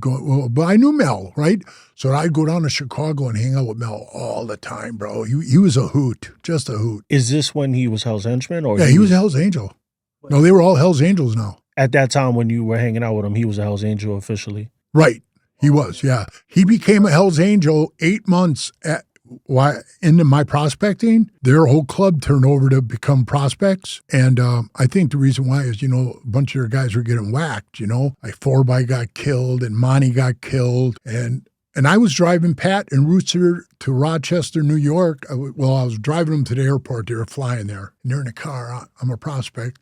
They're talking in front of me so I could hear everything. And Rooster says something like, how do you feel about this? We're going, they want to bring those guys up for a vote. And Pat says something like, hey, they ain't shown me yet, you know? And, you know, I'm driving the car and they're my friends, you know? Be like me knowing you now, you know, and talking about you. I'm like, oh man, it pissed me off. And, you know, and Rooster goes, I'm afraid they're going to walk. We need that Midwest. See, that's what they wanted, bro. They said, we need that Midwest. And I'm afraid they're going to walk if we don't vote these guys in because, you know, they were getting killed, 2 in 1 year. And Pat's truck got blown up too, you know. By the Outlaws? Yeah. Well, that's who they said did it. You know, it was never confirmed. Allegedly they did. But his truck was sitting there, and on the other side of the building, they dropped a container for garbage. Boom. When it hit the ground, shook the mercury. Boom. Blew the bomb off. So I actually saved his life. And this is in Wisconsin where this happened? No, that happened in Minnesota. Oh, Minnesota. Oh. And I'm glad we're talking about this. I come into the shop, right? Now I'm a prospect, bro. I come into the shop and I go, hey, what's going on, Pat? I didn't even know about the bombing. How would I know? I don't watch the news or all that. So I ride my bike, I pull up his shop, I get off, I walk in all nonchalant, thinking, hey, what's going on, bro? He goes, hey, what do you know about my truck getting blown up? I looked at him and I went, what? Your truck got blown up? And he goes, yeah, you don't know anything about it? Why would I? So can you understand how I was feeling? I was kind of like, this is the brotherhood, man. Is this what I'm looking for, man? I wasn't feeling it, bro. Did Mel Chansey, is he the one who you started prospecting for? Or because you didn't really say what happened with Pat, because Pat kind of like gave you cold shoulder, right? Did he wind up like letting you prospect for him? Yeah. Or did you? Oh, he did. Yeah. Oh, okay, and then Mel right. and them guys started prospecting. And then Mel said, hey, why don't you come to Chicago and prospect with us? Which I would have loved because I hung out with those guys. They were my friends. So I called Pat up and I said, hey, Pat, is it okay if instead of me moving to Minnesota, I go over to Chicago? Because I could have went right back into Union there. So they got Teamsters 705. I would have went right back into Teamsters driving. And for the same company. They were out of Illinois, Pat says. No, you know what? You come up here. That was your original plan. You come up here. Because I'm going to tell you something. If those guys don't make it and we run them down the road, they can't be henchmen. They can't be nobody. They're nobodies. So you're going to come up here and learn how to be a Hell's Angel from Hell's Angels. And those guys are going to have to learn on their own. So you said before that Hell's Henchmen were cool with the Outlaws, and you had met them at that party. They weren't really, no, they weren't cool with them. No, they weren't cool with them at all. Because Chicago is mostly ran by the Outlaws. So for them to say, all right, we're going to go with the Hells Angels. Right. No, they didn't get along because the DC Eagles were good friends with the Outlaws too. And man, the henchmen were pounding the DC Eagles pretty bad. They had a shirt made up because I asked them for one. They said, I can't give you one because it's just for them. Had a guy swinging a bat and said, batter up. Because they were going in bars and just baseball batting these guys, you know. So when they became prospects, I really did want to go there. But like I said, you know, Pat changed that, or I probably would have got in. So I was going down there hanging out with Mel. And now this time when I took those two guys to the airport, no matter what he said in the back seat, remember, he voted yes because they became Hells Angels after 8 months. So then Jerry was a henchman, quit the henchman and moved up to Minnesota to be a Hells Angel. So he's a Hells Angel now. He still is to this day. But it was funny. Him and I were there in Rockford, and all the guys, they had two ladies down there sewing all the patches together. Guys were coming out, hey, with the new patches on, all the henchmen. I remember we were sitting up on top of the clubhouse. We're looking out the window. We had binoculars, and we always had to keep our eyes open for shit, the enemy. So I thought we were going to get in a fist fight right there. I looked at Jerry, and all the guys were coming out, and I go, well, bro, you stayed over there, you'd be walking out with one of those too. So you knew it bothered him, right? Yeah. And it was under his skin because he's thinking, hey, I'm still sitting here as a prospect. I used to be one of those guys, and I left to come the Pat way. So I wasn't trying to do it to get under his skin, but I would have killed him in a fight. But I just looked at him like, I'm just saying, bro, I can imagine how you feel because I seen those guys walking out, and I could have went that way, you know, if I wouldn't made a commitment to Pat to go up to Minnesota. So that was fucked. So I started getting back to a story. I started hanging out with Mel again, you know. Mel's, come on down here. Is this the time where like that whole bombing happened with the Outlaws and? Yeah, I was a prospect when that bomb went off in the clubhouse, by the clubhouse, that big bomb. That's like, I heard that's like number 3 all time in U.S. history. It is number 3. And you were like hanging out with them at this time? We were at the bars. We came home. They had the streets all cut off, and I mean 5 blocks of city windows, houses blown out from the percussion, and it was an old shoe factory. Their clubhouse had a freight elevator in it and everything. Bro, it moved the building like a 1/4 inch off the foundation. That's heavy. 10-foot hole in the ground where the car was parked, 10 feet down in the ground. When that C4 went off, it blew the steel door off the clubhouse all the way through the brick wall in the back. It was heavy, man. There would have been people in there, would have been casualties. What was the vibe like after that happened and you came back and seen the clubhouse like that? Like, what was it? Were you guys just like war ready? Like it was just like, we ought to get them back? But you know, it's twice they got us like that too. Stand out in front of the clubhouse, all the bikes are lined up. It's a nice sunny day, and you know, everybody's, hey man, just chilling. So then I just glanced down the street, man. I see this car, and I can hear the motor on it, speeding up. And I'm thinking, man, I had that gut feeling, you know? And I looked down and I said, hey man, hey, beware of this car coming. Sure enough, I see the guy come out the back because, you know, he's got a ski mask on. He's got the machine gun. I said, look out. I was the first one, you know, I hit the ground behind the bikes. He sprayed the wall. He sprayed a bunch of the bikes got hit. You know, mine didn't. And so it was pretty heavy. It was man, bro. It was a bad of bad times, I'd say. How did it all wind up ending with everybody getting locked up or something? I think a lot of them got locked up, and I think after a while, the feds and everything were so deep into it. You know what I mean? Like I remember this one gang cop, they called him CB, was out of Milwaukee. And he said, hey, he saw me somewhere and he said, hey, Peewee, I was in that van, that white van in the parking lot right up by the chapel. It was parked like right up front. So, you know, it had all tinted windows on it, but they had cameras going inside there. And he was inside that van. And he said to me, I wanted to jump out of the van and say, hey, how you doing? And shake your hand, you know. And I said, well, I wouldn't have shook your hand. I would have spit in your face or something, you know. He said, no, you wouldn't have. I said, oh, yeah. So who were they staking out? You guys? The old club. Taking photos. They knew that the Outlaws were going to retaliate and they just were watching it happen? what they did is, we went back to the hotel, and the pizza guy shows up with 10 pizzas, and he goes, "Hey, I got 10 pizzas for Jack Castle." That's the guy we just buried, right? And we're like, "Come on, man!" So they call up a place, order 10 pizzas, send them to the hotel where we were in Jack Castle's name, and I just said, "What do you guys want to do with these pizzas?" And they said, "Pass them out, let people eat them." I was like, I wouldn't eat those fucking things, They're probably poisoned or something. Yeah. Little man sauce on them. So was it back and forth at that time? Yeah. Yeah. So it was, Chicago's a rough place too. Oh, it is, bro. And Mel would make his guys get out there. We're going to the bars. We're going to be seen. You could tell these guys, because I seen him, like, the only real soldier he had was Pulley. Pulley was a soldier, man. A straight up soldier, still is, Even though he's not in the club anymore, he's a man's man, And he'd be like, "Come on, man. Chief says we're going out. We're going out." And we hit all these bars, and they were weird bars, bro. I'd go with them. I'd have nothing on because I already told you. I remember I was out, but I wasn't supposed to be talking to nobody. We'd go out to these bars, and they'd be like, I know, like Tendo bars, and all these people were probably on ecstasy and shit dancing. They were weird parties, but we made our rounds going around, and those guys they're well known then. And then when Mel went to prison, they didn't go anywhere. And when Mel got out, he was on non-association. Then he went back to prison on another case. And then when he got out again on, he was going to get out again.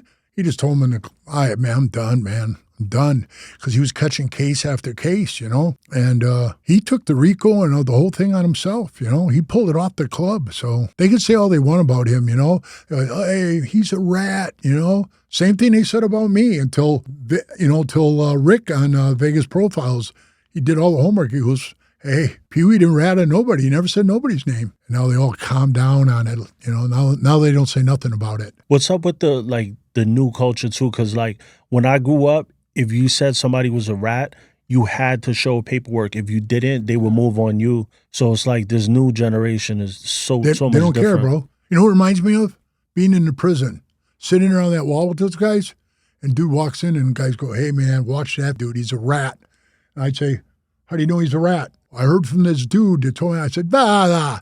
Somebody told you he was a rat? I want to see the paperwork. I want to see it in black and white." And they go, "Why?" I said, "Because I went through the same." No. I ain't doing it. I'm not going for it. I want to see it like you said, bro. Old school. We're old school. I want to see it in black and white. And that's why I tell everybody, read my paperwork. Read it, man. Tell me who I said about anybody. Nobody went to jail for me, bro. I try to put it all on me. And that was wrong because I was telling the cops, I was a guy in the chapel fighting. Or so-and-so outside. And then the cop goes, we had cameras in there. And I tell you, I didn't know that, right? And I just, for a minute, I paused like, oh. And he goes, "So I know everything you just said to us is a lie. You just lied to us. They weren't all outside fighting. They were inside. You were just doing to protect them. So you're going to be charged with perjury, I said, "Whatever, man." I said, "I'll see you guys in court then. Let the lawyers fight it out." That's what I said. Tell me about getting fully patched, though, because we're fast forwarding a little bit. Tell me about when they finally said, "Yes, you're in." Okay, I'll tell you. Pat approached me in Sturgis. One of his bikes broke down. He brought it to my shop, and we fixed the bike. And we started talking, and he said, "Hey, come out to the campground." He had a big camper out there, and one of those camper buses. And I went out there, and I met with him, and we sat and we talked a good long time. And I know Mel Chance, he'll get a laugh me saying this to you. He always had this saying. He would say it to Mel too. So a lot of times Mel, he'll text me. When he texts me, he'll be laughing when he sees this. So Pat told me that on the bus, and he says, "Hey, Hans is out of the club, the guy who hated me." So he says, "Why don't you come back?" He said, "When we get back to Minnesota," he says, "come down to the clubhouse." He said, we're going to make this right." And I said, "Okay, man." I guess in my heart, I wanted to believe him, but my mind told me, I don't know, man. I don't know. You always go with your gut feeling, bro. You know that. So that gut feeling of mine was burned a little bit. So after 5 years in the club, now I was out, I told you the 1 year, remember? And he told me, like, Hans told me to beat it. So then I was out 96, 97, 98. 98 is, I think, when Pat approached me or something. So in that time, Ralph only had 5 years in the club. He quit. And I mean, I'm telling you, He was the Hells Angels in Minnesota. Like when business had to be he took care of it. He was the guy. And when he quit, he was a mover and a groover, bro. He really was. And I told him, I went to him, I said, hey, man, Pat wants me to come down for a meeting. He goes, Peewee, I'm telling you right now, this time you're going to be put out bad, no contact. Why though? Like, and I said to him, why? And he goes, I told you, man. Pat told me right to my face. He doesn't want you in the club. Feels inferior to you, man. He goes, have I ever steered you wrong? I said, never, Ralph. And he goes, I know you wouldn't be a Hell's Angel. I know you do, Peewee. I can see it in your face. It's in your heart. Why can't you go somewhere else? I says, well, I was going to go to Chicago, but Mel went to prison, and he was my go-to guy. So then I was going to go to Orange County, and Rusty Coons was my go-to guy there. Rusty went to prison. So out of the wild blue, and I was in Sturgis, I see one of the guys from Frisco, and he's talking to me, and I went down to one of their New Year's Eve parties. I remember it was 1999. I went there because I can remember they're all out there dancing 1999 by Prince. I'll never forget it, bro. It was something that sticks up here. So they said, why don't you come here? I said, yeah. They said, yeah. I said, well, I don't know if Minnesota's going to let me because, the rule is you got to go back to where you started, get permission to leave there to go somewhere else. In case, you're a bad egg. I say, you ain't going nowhere, fucker. You ain't going nowhere. They could kibosh it right there. So I said, well, I don't know if they're going to let me go. Tony Cottrell says, hey, man, we'll fly our whole charter down there and fucking fight them. See, there goes that fighting thing again, like he said.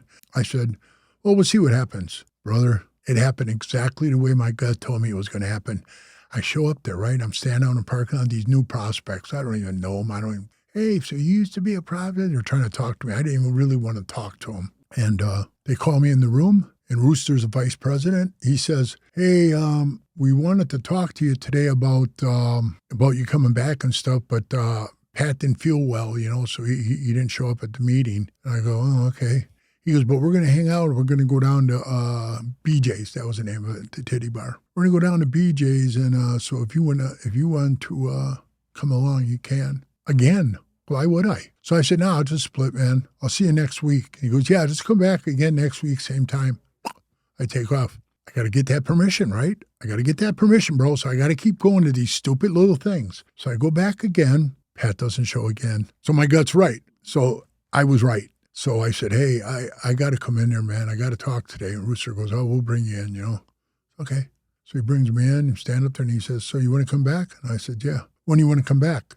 Now, this is like the end of August, early part of October, when you come back from Sturgis. I said, well, I like to start fresh, the first of the year, set it out with a bang. And he goes, okay. I said, but I don't want to do it here. I want to do it in Frisco, and I just want permission to leave and go to Frisco. So, hey, anybody know this shit was coming up? They were like dumbfounded. But two guys in the background went like this. Yeah, man. Jerry was one of them, because now he may, Jerry was a member before me, but naturally he was in the club at the time.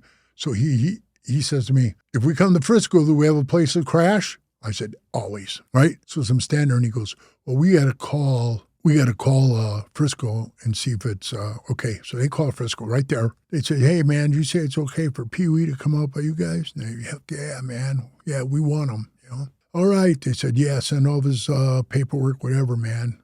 He's debt free. Yeah, he's all good. Okay. You know what the last final straw on that was, bro? Everybody knows, my real name, Charlie Goldsmith. It's pretty easy, It was funny. They sent it Goldschmidt.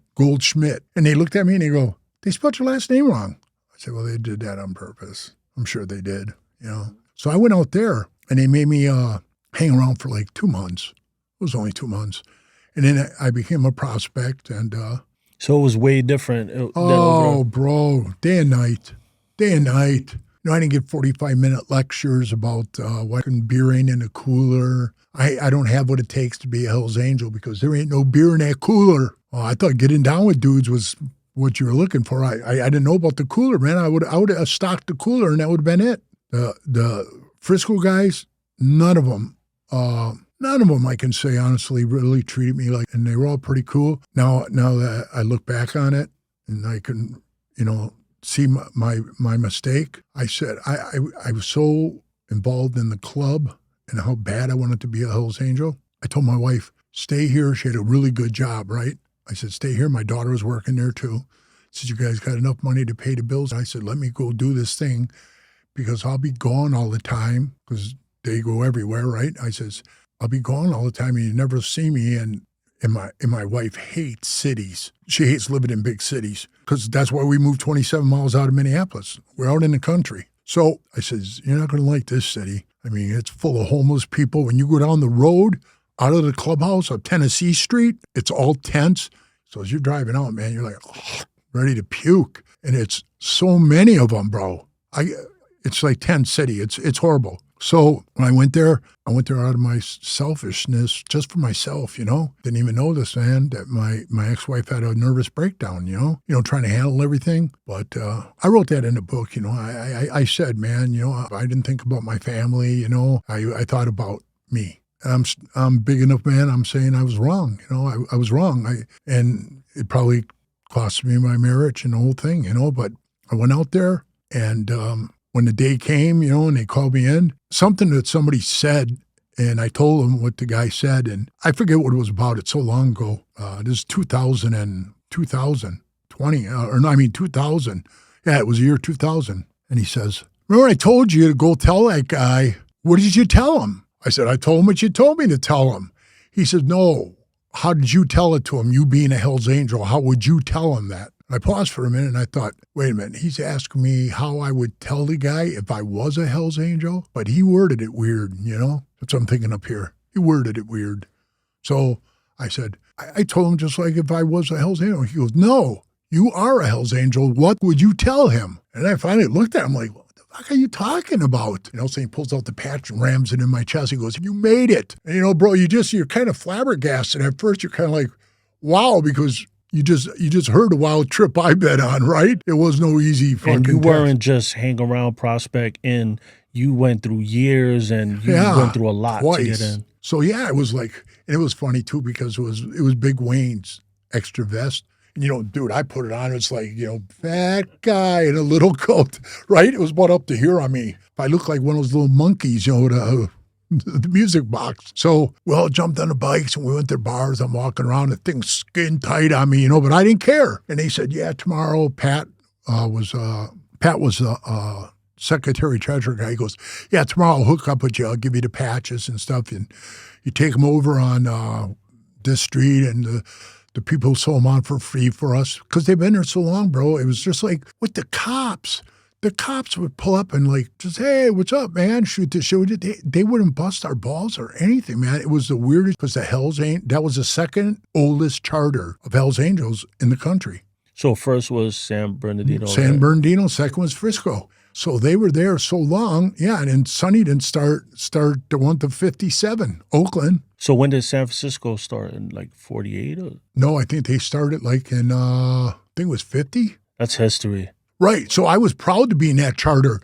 And they had the guys who passed away in the club, their bikes were up in the walls like trophies. And this is the coolest part, I thought, bro. And I always say this because I think it means a lot. I said, man, them bikes been up there for years, since the 60s. I said, I'm surprised nobody's ever tried to take one down and ride it. He says, you can't. And I says, well, I know you can't, but why, they don't run anymore? He said, no, so nobody would ever ride their bikes again.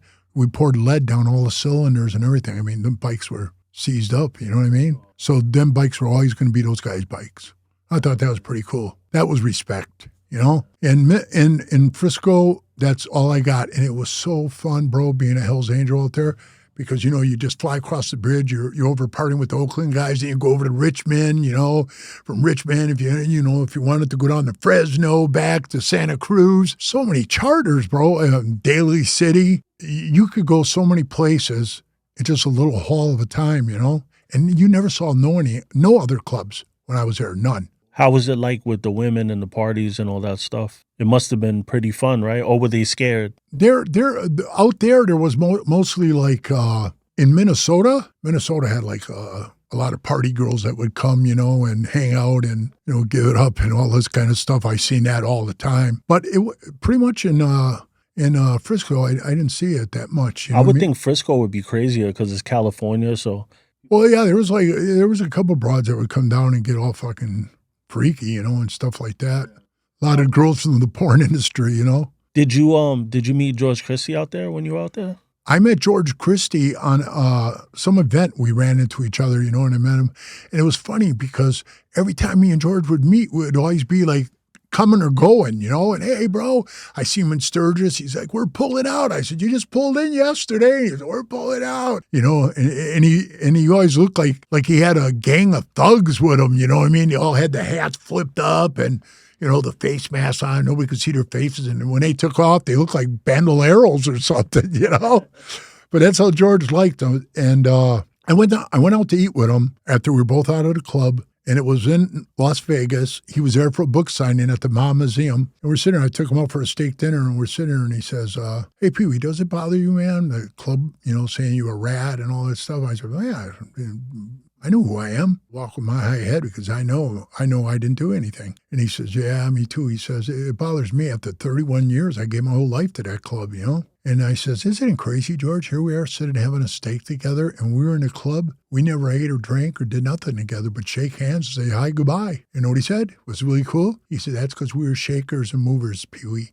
You were always shaking and moving when I was doing the same thing. And George was trying to make the club better in its own way. George didn't like all that fighting with the Mongols. He didn't like the fighting with the Outlaws. That's why when he went to Terre Haute, he went right over to the hotel to talk to Taco by himself. George has got the balls, you know, but he's a good speaker. Yeah, he is. He definitely is. He is. He really is. Yeah, he's a good friend. He's definitely He is. He just called me the other day, and I shot the shit with him. He hasn't called me in a long time, and we just laughed. Yeah, I talk to him a lot because his YouTube, he just started and is doing good already. You know, he has amazing stories. You're the same, though. You guys live such a crazy life. It's so many stories you guys got, you know? So tell me about Sonny Barger. Did you, like, meet him a lot? Because, you know, he's like that legendary figure. It's funny. I met him when I got booted out, after I got booted up. Oh, no, I take that back. I met him when I was a prospect for Minnesota, went to 1994, went to a USA World Run in San Francisco. And there was Hell's Angels from all over the world there. So Pat tells me, you're a prospect. Introduce yourself and get well known. Well, what does that mean to you, man? So I'm like, hey, how you doing, man? I'm Peewee, Hell's Angel Prospect, Minneapolis. Hey, how you doing, man? Hey, you're a big guy, man. Holy, like you're a big guy. And some of the guys, you know, like, hey, can I get a picture with you, mate? You know, a guy from Australia. I put my arm around him and I says, yeah. He goes, you know anything about Australia? I said, man, all I know is a song, you know, hang me kangaroo down. And he goes, hey, we hate that song. You know what I'm talking about, right? Yeah, so, yeah, I guess I stepped off on the wrong foot on that one. So he was really cool. And he takes a picture with me and he walks away. He asked me for the picture. So when he walked away, all of a sudden Pat looks up and goes, you just don't get it, do you? I looked at him and I go, you talking to me? And he goes, yeah, come here. I walked down. I had to walk down this little hill where I was standing up doing a watch. And he goes, man, who do you think you are? You're too cool for school? I go, what are you talking about? And he goes, you stand around and you're acting like you're in a club already. I said, how am I doing that? He goes, I see you up there taking pictures. I said, he asked me for a picture. If you want, Pat, I'm a big boy. I could stand up there and tell people, when they want my picture, we'll be going to fight. I'll be rock and rolling people, but I'll do it if that's what you want me to do. You told me to shake people's hands, introduce myself. I did. The guy wanted a picture with me. I'll talk to you more when we get back to the hotel. You know what that is? And that's why Robert Greene put it in the first law. Law 1, never outshine the master. That's a big thing in I'm going to remember that, bro. Yeah, like never outshine the master. If you're too much of some people just have that it factor, you know, and you had that it factor, and it's like you kind of got to disguise it a little bit, but you can't help it, you know? If you're in this situation, he's telling you to take the picture, what are you supposed to do? Say no? Right, exactly. You know, so yeah, but like it's outshining. Outshine the master. I like that, bro. Yeah, I've had that problem in my life too, where you see things that other people can't see and you speak up and it makes perfect sense. And it's like, yeah, it makes sense, but you know, you made him look bad or whatever, you know? At the time, I couldn't make sense of it, what he meant. That's why he said, you're too cool for school. And I'm like, what? But it was funny. I was standing up on the hill and I saw Sonny and Chuck Zito talking to each other, you know, a picture with Chuck Zito, but I wanted a picture with Sonny, right? So I told this other prospect, I looked around, I'm going to go down there and ask Sonny for a picture, you know, because I never got to talk to him yet or meet him. So he goes, man, I wouldn't do that. You can get in trouble. I said, phew, down the hill I go. I walk up, I go, hey, Sonny, can I get a picture with you? And he goes, yeah. He's all cool. It's funny, he's standing on his tiptoes, right? Trying to stand up to me. He's like this. I put my arm around him, and then Chuck was on the other side, and we took that picture. And I still got it hanging. Sonny signed it, and it's hanging on my wall. Was Chuck doing like the movies and stuff at this time? Yeah, he was doing some movies, yeah. He was like bodyguarding for like famous people and stuff like that too in New York. Yeah, Like he Liza was Minnelli or something like that. Yeah. He turned me on to a job in Minnesota when I was a prospect to watch Matt Dillon. Remember from The Outsiders and stuff like that? He was cool as that dude was, man. What type of guy was Chuck Zito in the club? Arrogant, thought he was better than everybody else. You think it's because he's a good fighter? I don't think he's that great of a fighter, bro. He's like a black belt though, right? Well, he probably thinks he is. I don't know. You know what I mean? Never worn out war with me. You know what I mean? It's just the way he talked. Because we went to a Bandito clubhouse, and I was telling the story to him and Ralph. And I said how we went in there, and these Banditos that were outside didn't want to come inside the clubhouse where we were. There's 5 of us. And they didn't want to come inside because they all partied with the Outlaws, and they hated us, and they didn't want to come in because we were in there. And then one of them walked in. I was standing by the door. I introduced myself to him, and he just went like that. And I said, "Man, don't disrespect me like that." And then one of the guys from the Sons of Silence, Jeff, was there, and he said, "Hey, don't mess with that dude. That dude's crazy." I said, "What makes him crazy?" He said, "Man, he'll shoot." I said, "Come on, 13-year-old kid can shoot you. Let him put his hands up and go boxing with me outside. Then I'll tell you what a cool guy is." Did you ever hear about him like beating up Van Damme or something like that? He slapped him or something like that. Yeah. Because I know in New York he had a reputation for like putting his hands. Maybe you guys had that thing where you're both A1 alpha types, so you weren't impressed because you're much bigger, so you're like it didn't mean anything to you, but to a lot of other people they were like, oh yo, he's that's Well, probably what why the they told you saddest that. part was, bro? Even after he left the club, after 25 years, he left the club. It was me, to John the Baptist, which was the president is still the president over there in New Rock. And I have the utmost respect for John the Baptist. I love that man. And I just told him at a meeting on the West Coast, I said, "Hey, I'm sick and tired, of looking at my TV, seeing the UFC fight, and Chuck sitting ringside. He doesn't even call and tell us, 'Hey, man, I'm in your town. It's cool and shit.' Oh, okay. At least we know you're in our town." So as I knew, why didn't you call us, man? I wouldn't do that to you. I'd call you as soon as I hit your town. I'd say, "Hey, bro, we're in here, man. If you want to kick it, we'll kick it, But he never did that. And then he did it again. And then the second time, I guess he just said, "Hey, you know what? I quit." And he quit. And that's when he quit. So he came to me after I was out of the club. John was the boxer, right? John's a boxer. Yeah, he was a pro fighter. Yeah. Yeah, John can rock him, man. Trust me. So he came to me in Vegas and he said, "Hey, did you really tell John that, you're pissed that I was going?" "Yeah." I told him, "Yeah, I did do that. I did do it." And then, I mean by like arrogant, we go to a restaurant, and the guy comes out and gives us this fabulous meal and stuff like that. And I says, "How much is it?" And the guy goes, "Yeah, it's on me. I got it, And I thought, wow, man, it was a real fancy restaurant, man. So I said, "I'll throw like $50 out on the table for a tip for him, Chuck goes, "No, man, don't give him that, man. Then he'll expect it every time." So I thought that was pretty, like selfish, and I thought, man, well, whatever. Then I took him to eat at these other guys, the real deal guys in Vegas.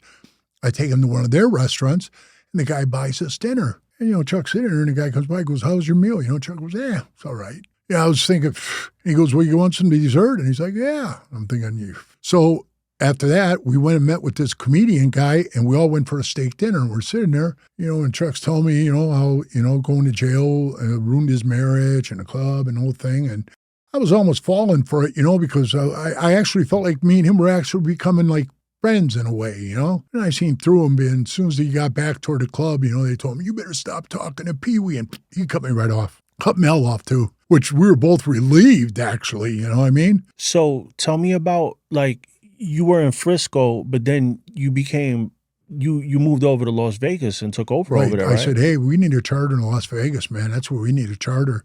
What made you even say like Las Vegas?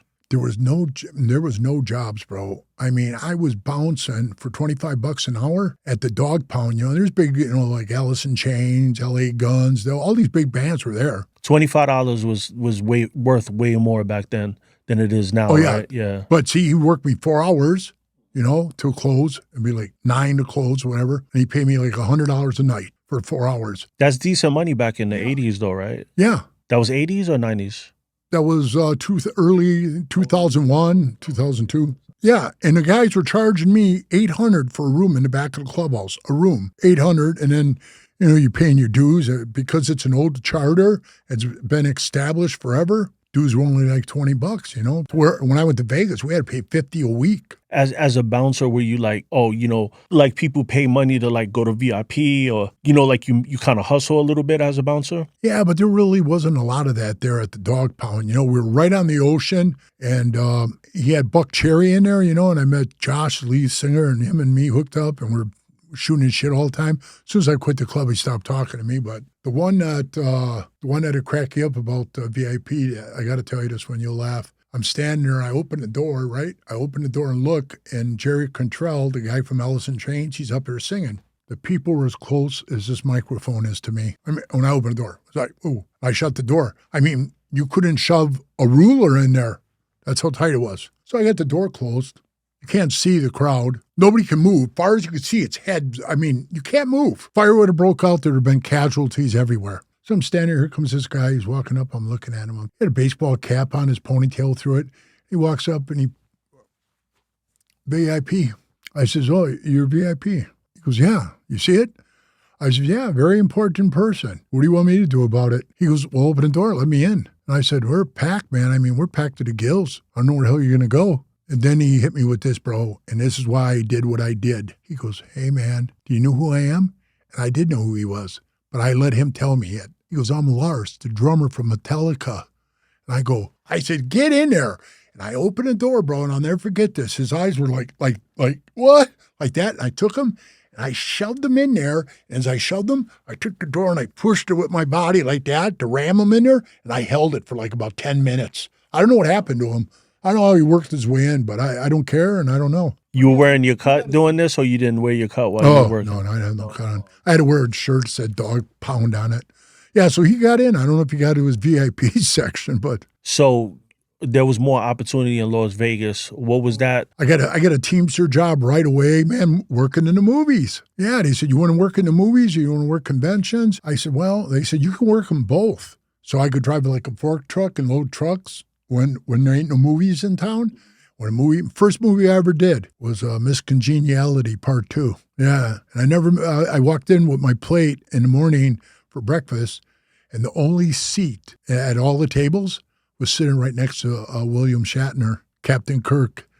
I looked at him and I says, anybody using his seat? And he looks at it, and he looks at me and he goes, don't eat me. So I said, don't eat me. And then I sit down, and I was in the club then, right? And I sit down, and all of a sudden, man, 15 cops walk into the tent. Look around, they see me walk up. Stand up, put your hands behind your back. It was embarrassing, dude. I was right on the set. I can't even remember what it was for. I don't know, something they arrested me for. So when you went to Vegas, you were the first Hells Angel in Vegas? Yeah. And how hard was that to like? Oh, it was hard, bro. It was really hard. I would get pulled over by the cops every time. Constant harassment. I mean, getting pulled over. Hey, you weren't following the car in front of you within 100 feet. You didn't use your directional. Yeah, I did. No, you didn't. Then he finally told me, we don't want you here. We hate your guts. Either you leave or you're going to prison or we're going to end up killing you. I said, well, we'll see what happens. Why do you think it was that much aggression? Were they affiliated with one of the clubs that were a rival or something? No? No. Oh. The biggest gang there is Metro Police. I mean, they are the biggest. I seen a cop there that said, hey, I'm one of your homeboys. I said, what do you mean? He goes, I'm from Milwaukee. I said, hey, really? He goes, I was a cop in Milwaukee where you grew up. And I said, oh, because we're on a movie set. They would work traffic on the movies. And he says to me, yeah, I moved from Milwaukee here. And I says, well, I know why I moved here. Why'd you move here? And he goes, well, $42,000 a year in Milwaukee. I started out here $82,000 a year. And he said, with all my overtime, I'm making about $120,000. I was like, that's a good move. So what about like the other clubs that were out there? Was there clubs that you were cool with out there, or was it enemies out there? How was it? Well, we never saw the Mongols. And if we did, we were always running them down. But there was just like a handful of them, maybe 4 or 5. So we get, hey, they're over here, they're over there, they're over here. We run over there, they were gone by then. So we didn't really see that much, to be honest with you. Tons of vagos. There's tons of vagos. And for the utmost. We got along with them, and we had a couple little run-ins, where I tell them, hey, you get some of your guys together, and this one guy that fought with one of my prospects, one of their members, because the thing I know you're going to say, you just saw it on, what was it, on YouTube? Where the guy goes, you never pass an outlaw 1% on a bike. Okay, somebody sent that to me, and I laughed when I saw it. Because, bro, when I'm riding down the pack, and I have a pack, guys in Jap bikes blast by me, I don't go chasing them down. Who cares, man?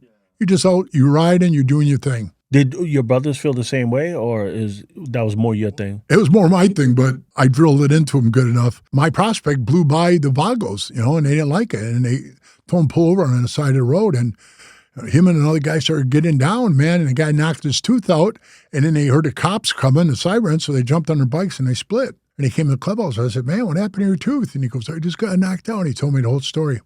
And I called up the Vagos and I said, hey, let's meet somewhere at a bar. And I says, let these two guys finish what they started. Well, how do I know? Listen, it's a fight between these two guys. Let's just get this over with, man.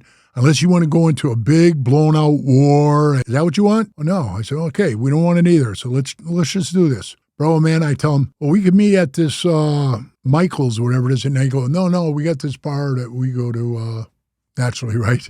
So I said, okay, I didn't care. I had no weapons on me. I had a bottle of water in my hand. We go there. We take Brandon with us. Kid couldn't fight. Right? No wonder he got his tooth knocked out. So we got there. But on the way there, I'm driving and I'm looking. I could see behind Wendy's 4 or 5 Vagos over there. Arby's or 2 over there. They had them posted up all the way down the street, bro. It was so childish, So then we get to the bar. I told him, hey, I'm coming with 2 other Hells Angels. That's 3 of us. And Brandon, the prospect, that's 4. And he goes, okay, I'll do the same. I get there. There's like 7 guys standing there, plus the member that's going to fight. They didn't believe you were going to just come for it. Right. So I walked in. I go, you can't count? The guy goes, well, this guy. Now I said, I don't care. I don't really. So I said, let's do this. I walked to the bartender, pull out $50. I lay down in the bar. There's nobody in the bar. I say, hey, honey, go to the other end of the bar. You don't need to see this.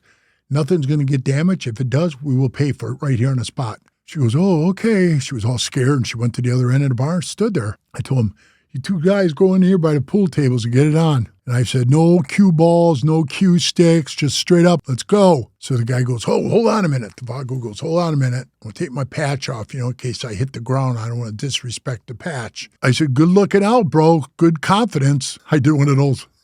Come on, bro. You're going to say you're going to hit the ground? You haven't even started fighting yet. So he goes over and he pulls his patch off. And as he goes to put it on the table, a gun falls on the floor. And I got water in my hand. I look down and I said, hey, you dropped your gun. And he comes over and he picks it up. And I says, hey, dude, don't ever bring a gun to an incident like this again. Or I swear to God, I'll pick it up and shoot you all with it. And he goes, why carry it everywhere? I said, well, leave it in the car or leave it in your bike. Don't bring it in the bar. And he goes, okay. They went out there and they started fighting. And he grabs Brandon by the balls, and he's squeezing his balls. Brandon's screaming, he's squeezing my balls.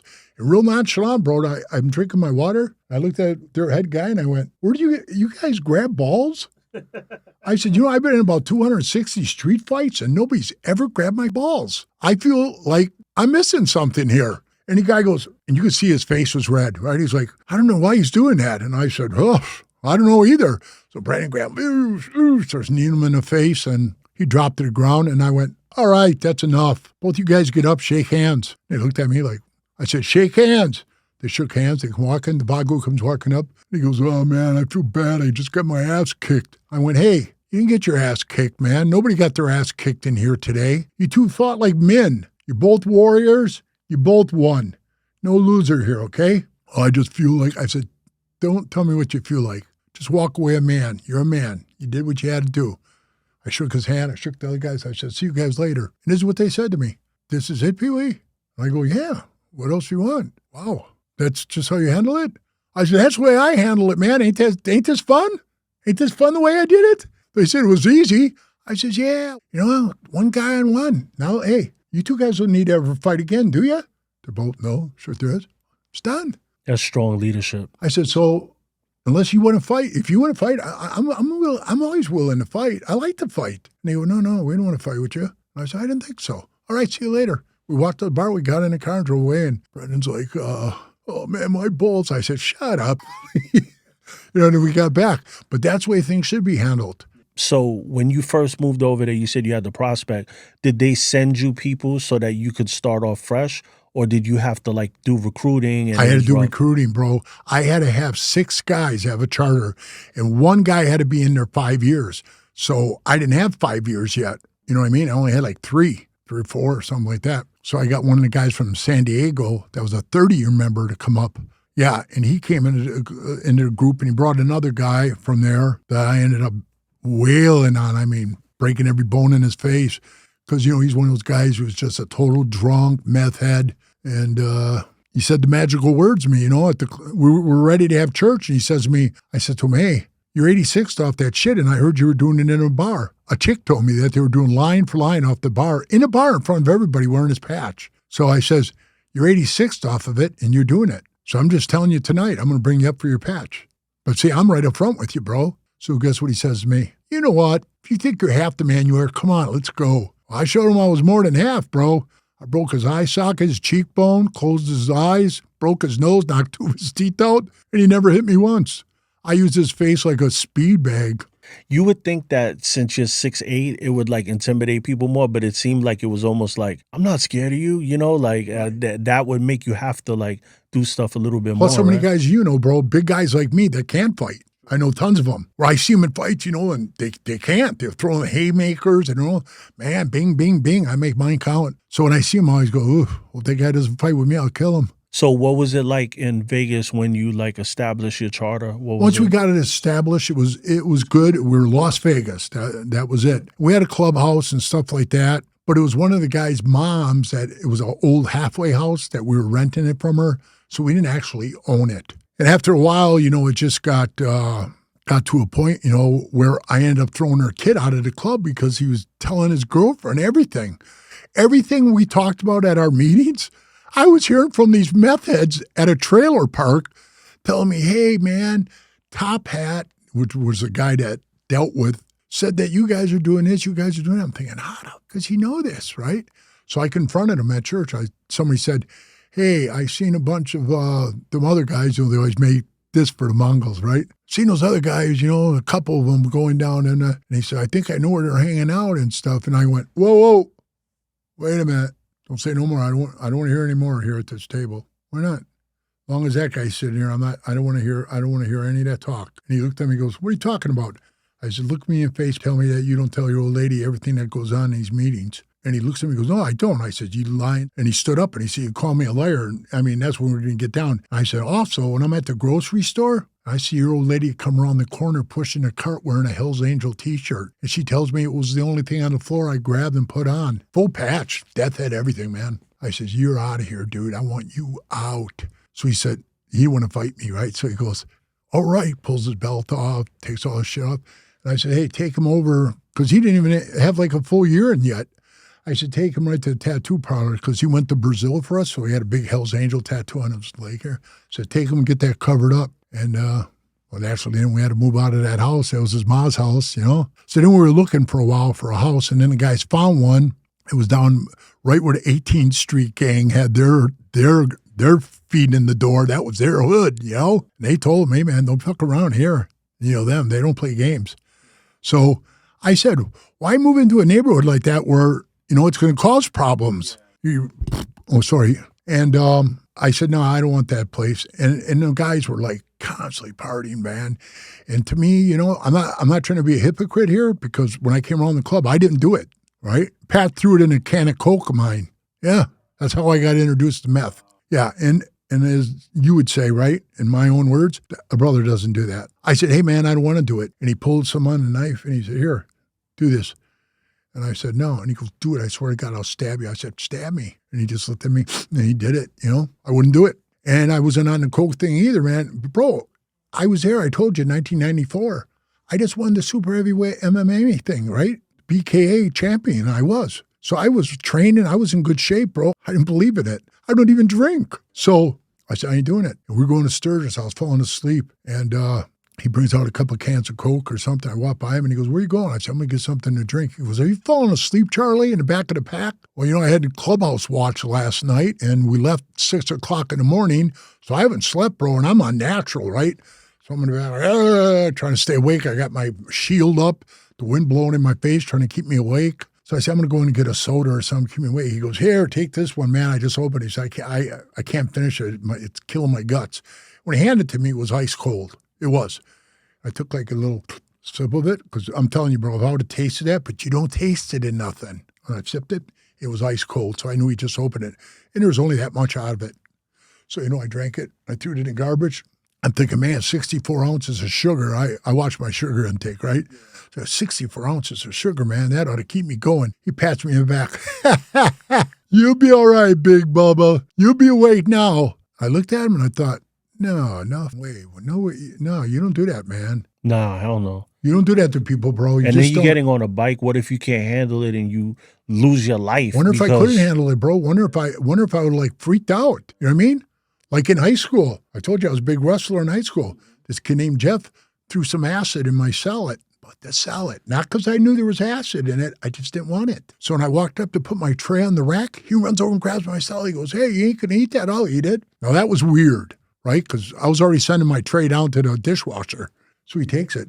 I go sit down. I said, man, that Jeff dude's a weird guy, But, back then, we were still greasers. Yeah. And he was all wired hair, so we call him tree heads, right? He was smoking dope out there every day. They said, yeah, I did that? And I said, why? Because he threw some acid in your salad. I said, I'll kill him, swear to God. So he went outside. He was standing outside. I walked right up and he pounded the fuck out of him, stomped on his head. I said, you ever throw anything on my food? Thank God I didn't do it. Now, never. I'm 68 now, and I've never done that, right? Yeah. So can you imagine how I would have freaked out on that, bro? Going to class, I would have been tripping. Who knows what I would have done? So on the speed, get back to the speed, I'm in the back of the pack. Let's get there, I couldn't get there fast enough. When I got there, bro, I was up 3 days. Well, a tiny little knife will keep you going for a day or so, So I'm sure he filled that thing up pretty good. Did you get, sick from it? Like feeling like you're going to throw up and stuff like that? No, just...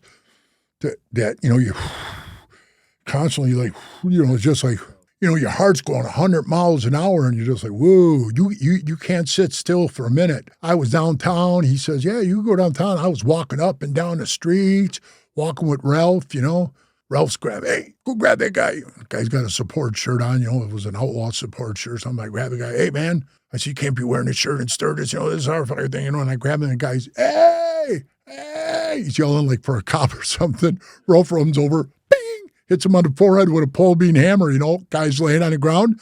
Ralph goes, come on, grab the shirt, tough guy, let's go. I rip it off. So is that, I tell people about that because you got people that buy stuff online and they'll wear it and they get caught up. Is that something that people got to be careful with, right? That is super sad, bro. I seen people get beat up, by the Outlaws at Summerfest for wearing support your local Hells Angels shit. But they don't put Hells Angels, they put 81 on all their stuff. But now, I told you, I was just in Milwaukee and I seen a guy wearing a shirt and it says support your local Outlaws Milwaukee. And when the guy turned around, it had a big number 15 on the back. So it's kind of funny because I seen the 15. I knew that's the O. So Outlaws, yeah. So now who started the number thing? You know what? I don't know. I think the Angels did. And then I seen El Foresteros were using the number for El Forestero. And then now I see the Outlaws doing it. I don't know who else does it. Somebody else I think does it too. I can't think. Well, now everybody does it. Like the number do? Stuff, yeah, everybody does it. A lot of people always have this thing too, like what was the first diamond club, like the actual 1% patch club? And I saw this thing and it was like an old school picture of like Sonny and he had a picture of like the first like diamond, but I don't know if that was the first diamond. Did they ever like talk about that? Sonny told me, this is what Sonny told me. He says when the thing happened, they were at MMA thing, American Motorcycle Association. And they said all the people were on the street there and they had bikes flying up and down the street racing. And he said, we pull up there and we're all at the end. And he goes, two of our guys were drag racing each other. And they came up over this hill and all these people were standing in the road and they tried to avoid them and they hit some of the people. One of the Angels was killed and a citizen was killed. And when the reporters went over there and that's when they said, hey, is this what happens at these events? And the guy says, no. 99% of us are law-abiding citizens and 1%, that's them guys. So then Sonny says we took that upon ourselves like a badge of honor, and we wore it. And then I remember everybody was wearing the 1%, and then John the Baptist comes up and goes, "Take that goddamn 1% off, man. Here, take this."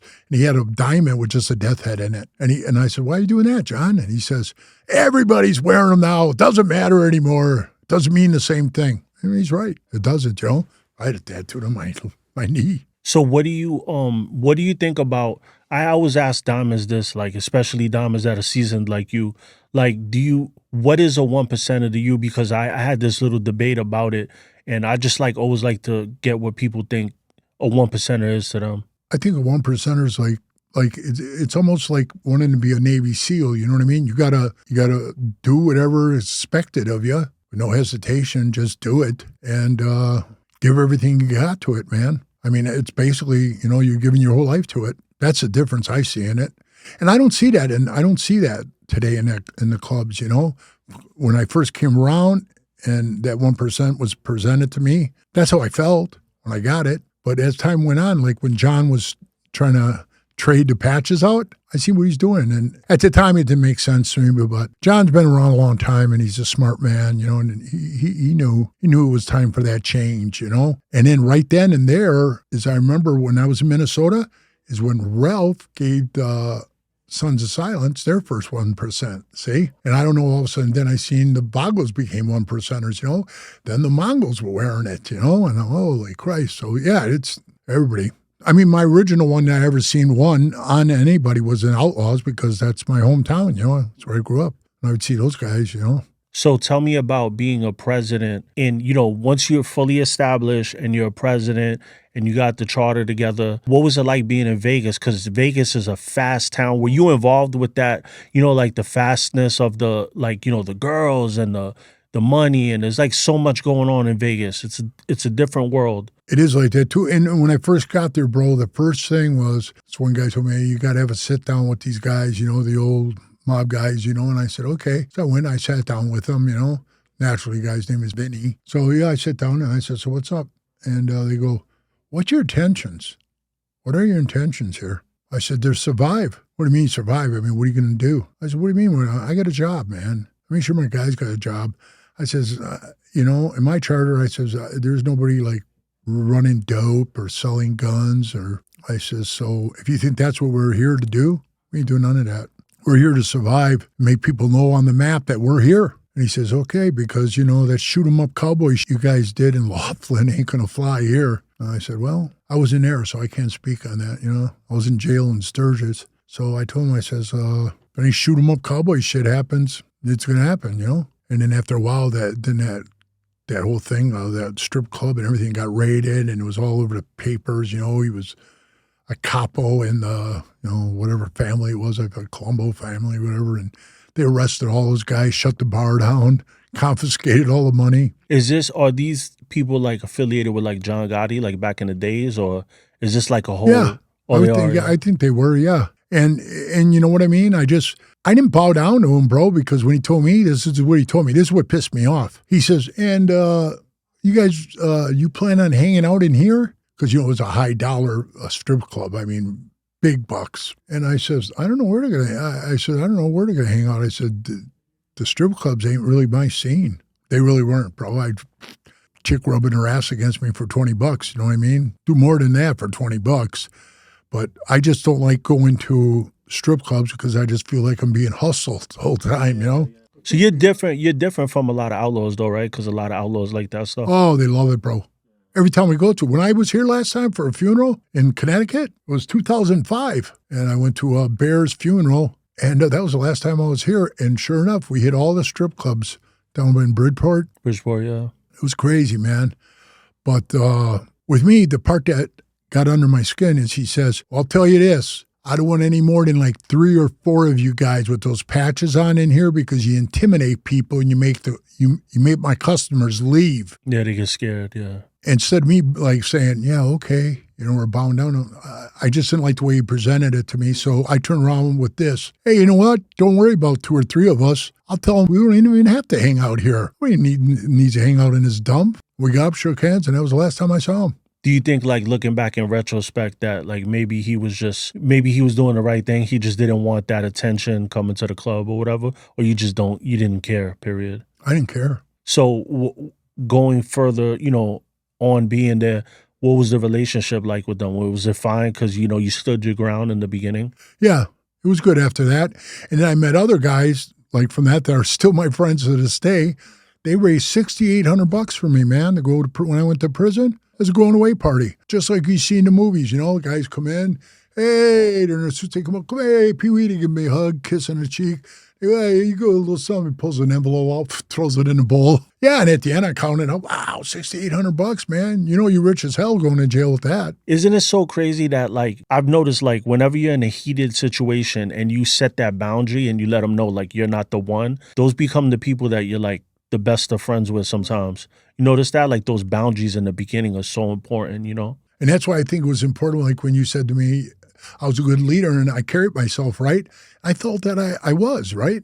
They did too, because they told me after I quit, they want nothing to do with them. So since you were running the show out there, what made you decide to leave? Because you went through the most to get down with them, moving from state to state just to be down, so. And then I split the charters, bro. I split from Las Vegas because, man, they were like methed out, you know what I mean? And you got to vote on everything, which I got to be honest with you is kind of a pain in the ass way the Outlaws do it, the Banditos, the Pagans, they all do it like down the order like that. You really do need a head of leadership where the Angels tell you, we're all individual charters. Your charter's yours, mine's mine. You can't tell me what to do. They should have one guy. See, everybody thought Sonny was the national. He was never no national president. I always thought that was a lie to protect Sonny. No, bro, he was just the president of Oakland.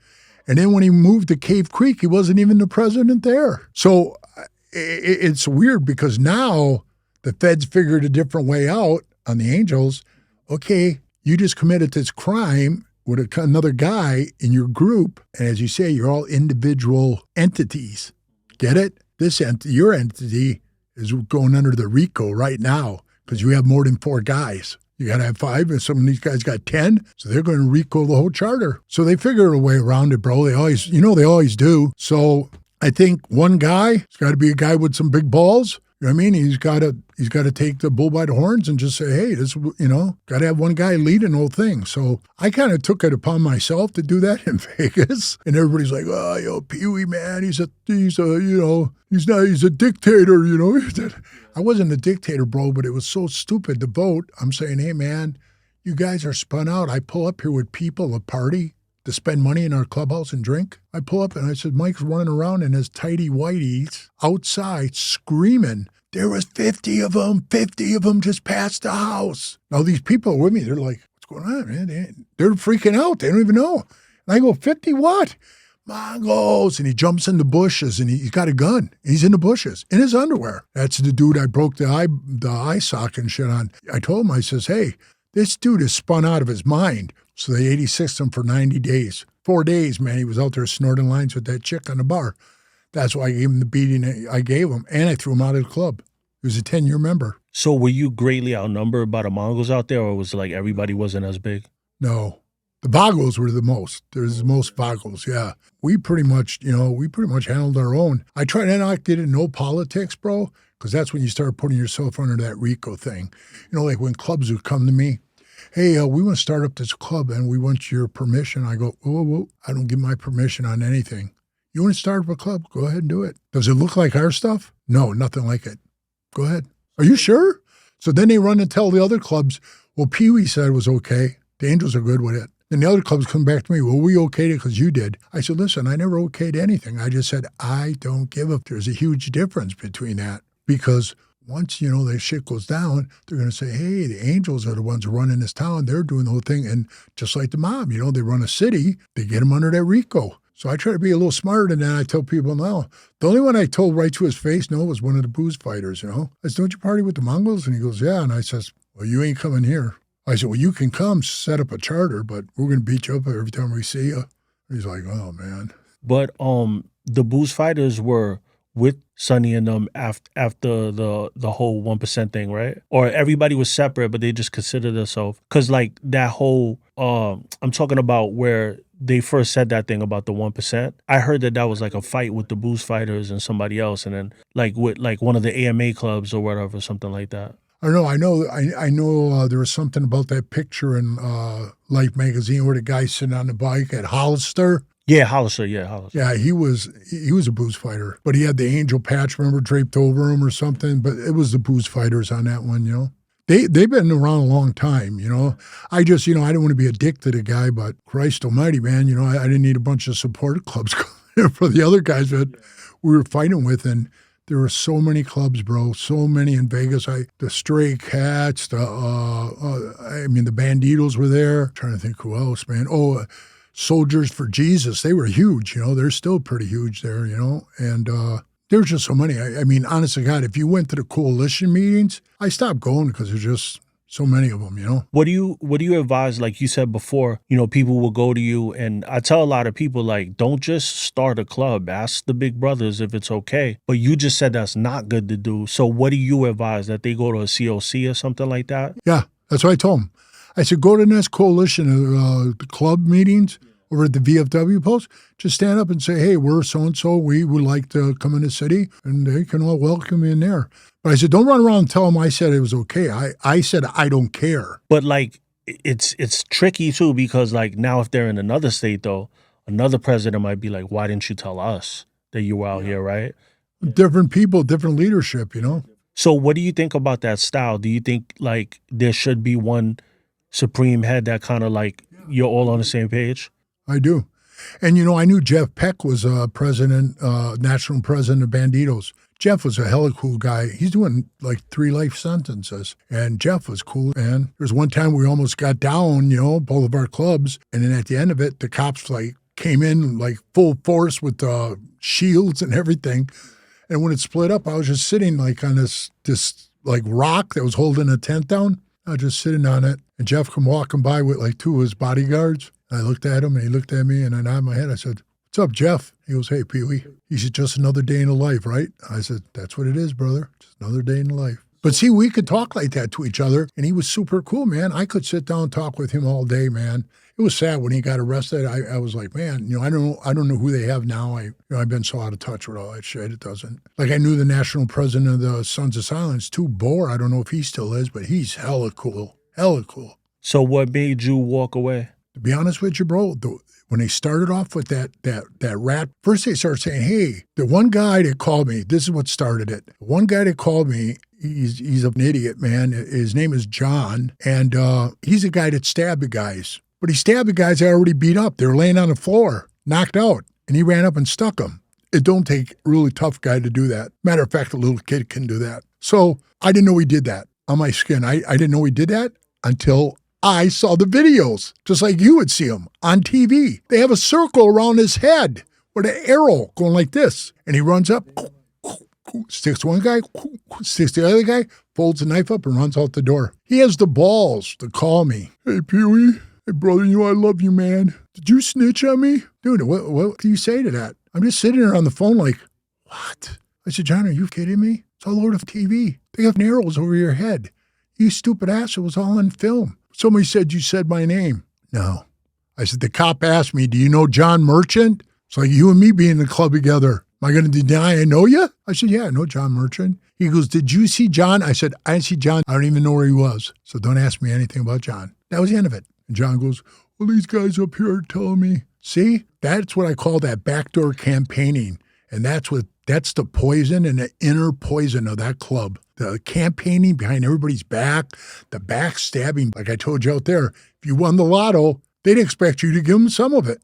You know what I mean? If you didn't, that's how much they expect. Like, you know, trying to think of the guy's name. It was from San Jose. He won like $500,000 from the city of San Jose. He gave like half of it to the club just for the hell of it. And you know what? They were all like, oh man, thanks. And then when it went down with the Vagos up and thing, they kicked him out of the club, and it broke Bob. That was his name, Bob. Broke his heart, because he had no kids, him and his wife. Broke his heart so bad, man, that he went into a depression thing that was really bad, you know? I mean, really bad. I tried to talk to him a couple of times, but he was under that, Peewee snitch thing, you know? And Bob Bob ended up dying. He died. But he did give half that money to the club. Did they ask you for paperwork, or they just put that on your name? They just put it right on me, right off the get-go. And that's why when I got there, all them woods, they came up and said, hey, we want to see your paperwork. It would have said it right in there, bro. Said everything I said. That's why I put in the book, I put my PSI in there. And I just heard from a guy who just left the club. They all come to see me, bro. When they all leave, they come to see me. I'm talking all over the world. London, Austria, Canada. They all hit me up. So I started this little thing. At first I started it, I call it Group 51, Ex-Angels. Like Area 51? No, I did for like Ex-Angels. So I put Group 51, and it was growing and growing. Then I went to prison. When I came back, it fell all apart. So then I thought, well, I'm going to start another one and start it up again, get these guys going. But this time I call it Brothers for Life, And I put it Brothers for Life, and I said, this time I'm going to let anybody in there. Meaning like from all different clubs. I just 81 guys, I got 147 guys in there right now, bro. And I would say probably 80 of them are red and white guys. And the rest of them, there's like 2 pagan guys, and there's like 3 banditos. And I had a couple outlaw guys, but they dropped out. And then I got, Mooch and everything. He's part of it. So, yeah, man, they're all in there. And, hey, everybody supporting those. And I said, this ain't a site to rip on clubs and, say, hey, the Hells Angels, all that shit. I don't want to see that or hear any of that. So if they do it, I just delete them, block them off, and delete their thing, So I'm the only administrator on there. So I do that all the time, and I check. And some of these guys are like way out there with just really stupid. I don't know. But I mean, the group itself, we try to get together every summer and have a big shindig, where we cook, everybody's drinking, having a good time. We have a band. It happens every year. It's a good time. I'll have to add you to the group. So what is that, like a Facebook group? Yeah. It's private. It's like you can't, everybody goes, I can't find it. I said, no, I ain't never going to find it. I got to send you an invite. So once we become friends, and I see it, and I just send you an invite. You'll see it, you go, yep. And then I'll say under, hey, welcome, so on. Everybody goes, welcome, bro. Everybody down there. It's pretty cool. It really is. So after you left, what did it feel like, being in the club for all those years and all the blood, sweat, and tears that you put in? It broke my heart, and I'll tell you how I left, bro. I was sitting at the table. I said, do you guys honestly think that I've snitched on somebody? No. They said no. I said, what do you think it is? Well, you talked to the cops, just like I told you. I said, and I said, yeah, man. Till he told me they had it on film, and I told him, let the lawyers fight it out. But I didn't give up names. I didn't tell them like incidents and stuff. I said, matter of fact, I put it all on me. I said, I was the only one in there fighting. I was going to take the blame for all of it. I said, so all you would have been free. But I said, no, you turn around, you take a sweetheart deal, 2 years probation, 6 of them did, 3 of them in my room, 3 or 4 of them in my room did. And I said, you guys took that sweetheart deal, so you threw me under the bus. Because they said, no way do I get that deal. They want me to I'm going to prison. Because you're the president, they want you to go down. And why am I the only one they want to charge with a gang enhancement, right? I said, all you other guys got felony battery, which you're going to charge me with, and then coercion. Because I said, there's only one thing we can do. That's why he told me in the courtroom, I made you fight. Because they said, what are we going to do, Peewee? I said, there's only one thing we can do. Judge said, that's enough right there. 60 to 120 months. That's what that was. They said those words I let out were like, let's go get them, like some football coach. So I said, you guys took that deal. You threw me under the bus. Now I was trying to get my kid, because he never went to jail, right? I don't want my son to go to jail. Who wants their kid to go to jail? So I said, hey, I'll take a plea at the end. But now everybody else took their pleas already. It's just me and Brad. We're only 2 left, me and my boy. And I said, you let my kid go on probation, and I'll take the time. And he said, well, let me run that past the DA and all this. And then when he came back, he says, they said the best they're going to do, they're going to try not to let Brad go to jail, but you got to agree to do a 2 to 5. Well, it's better than 4 to 8, So I said, all right, I'll do 2 to 5. I'll do it. I'll agree to it. And I said, okay. Well, I should have been smarter than that, bro, and read the back of that plea agreement, because on the back it says, once I get out, and I get in another fight, another felony count, I'm doing 5 to 12 years. Me, out of here. I left there.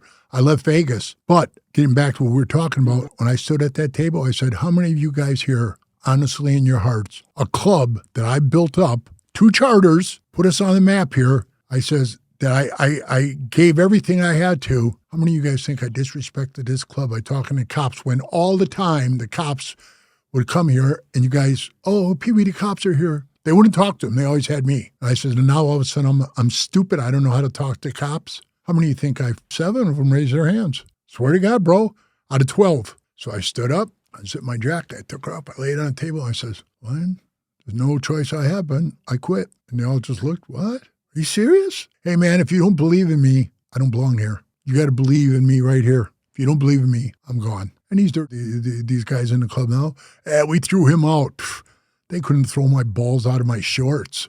You know what I mean?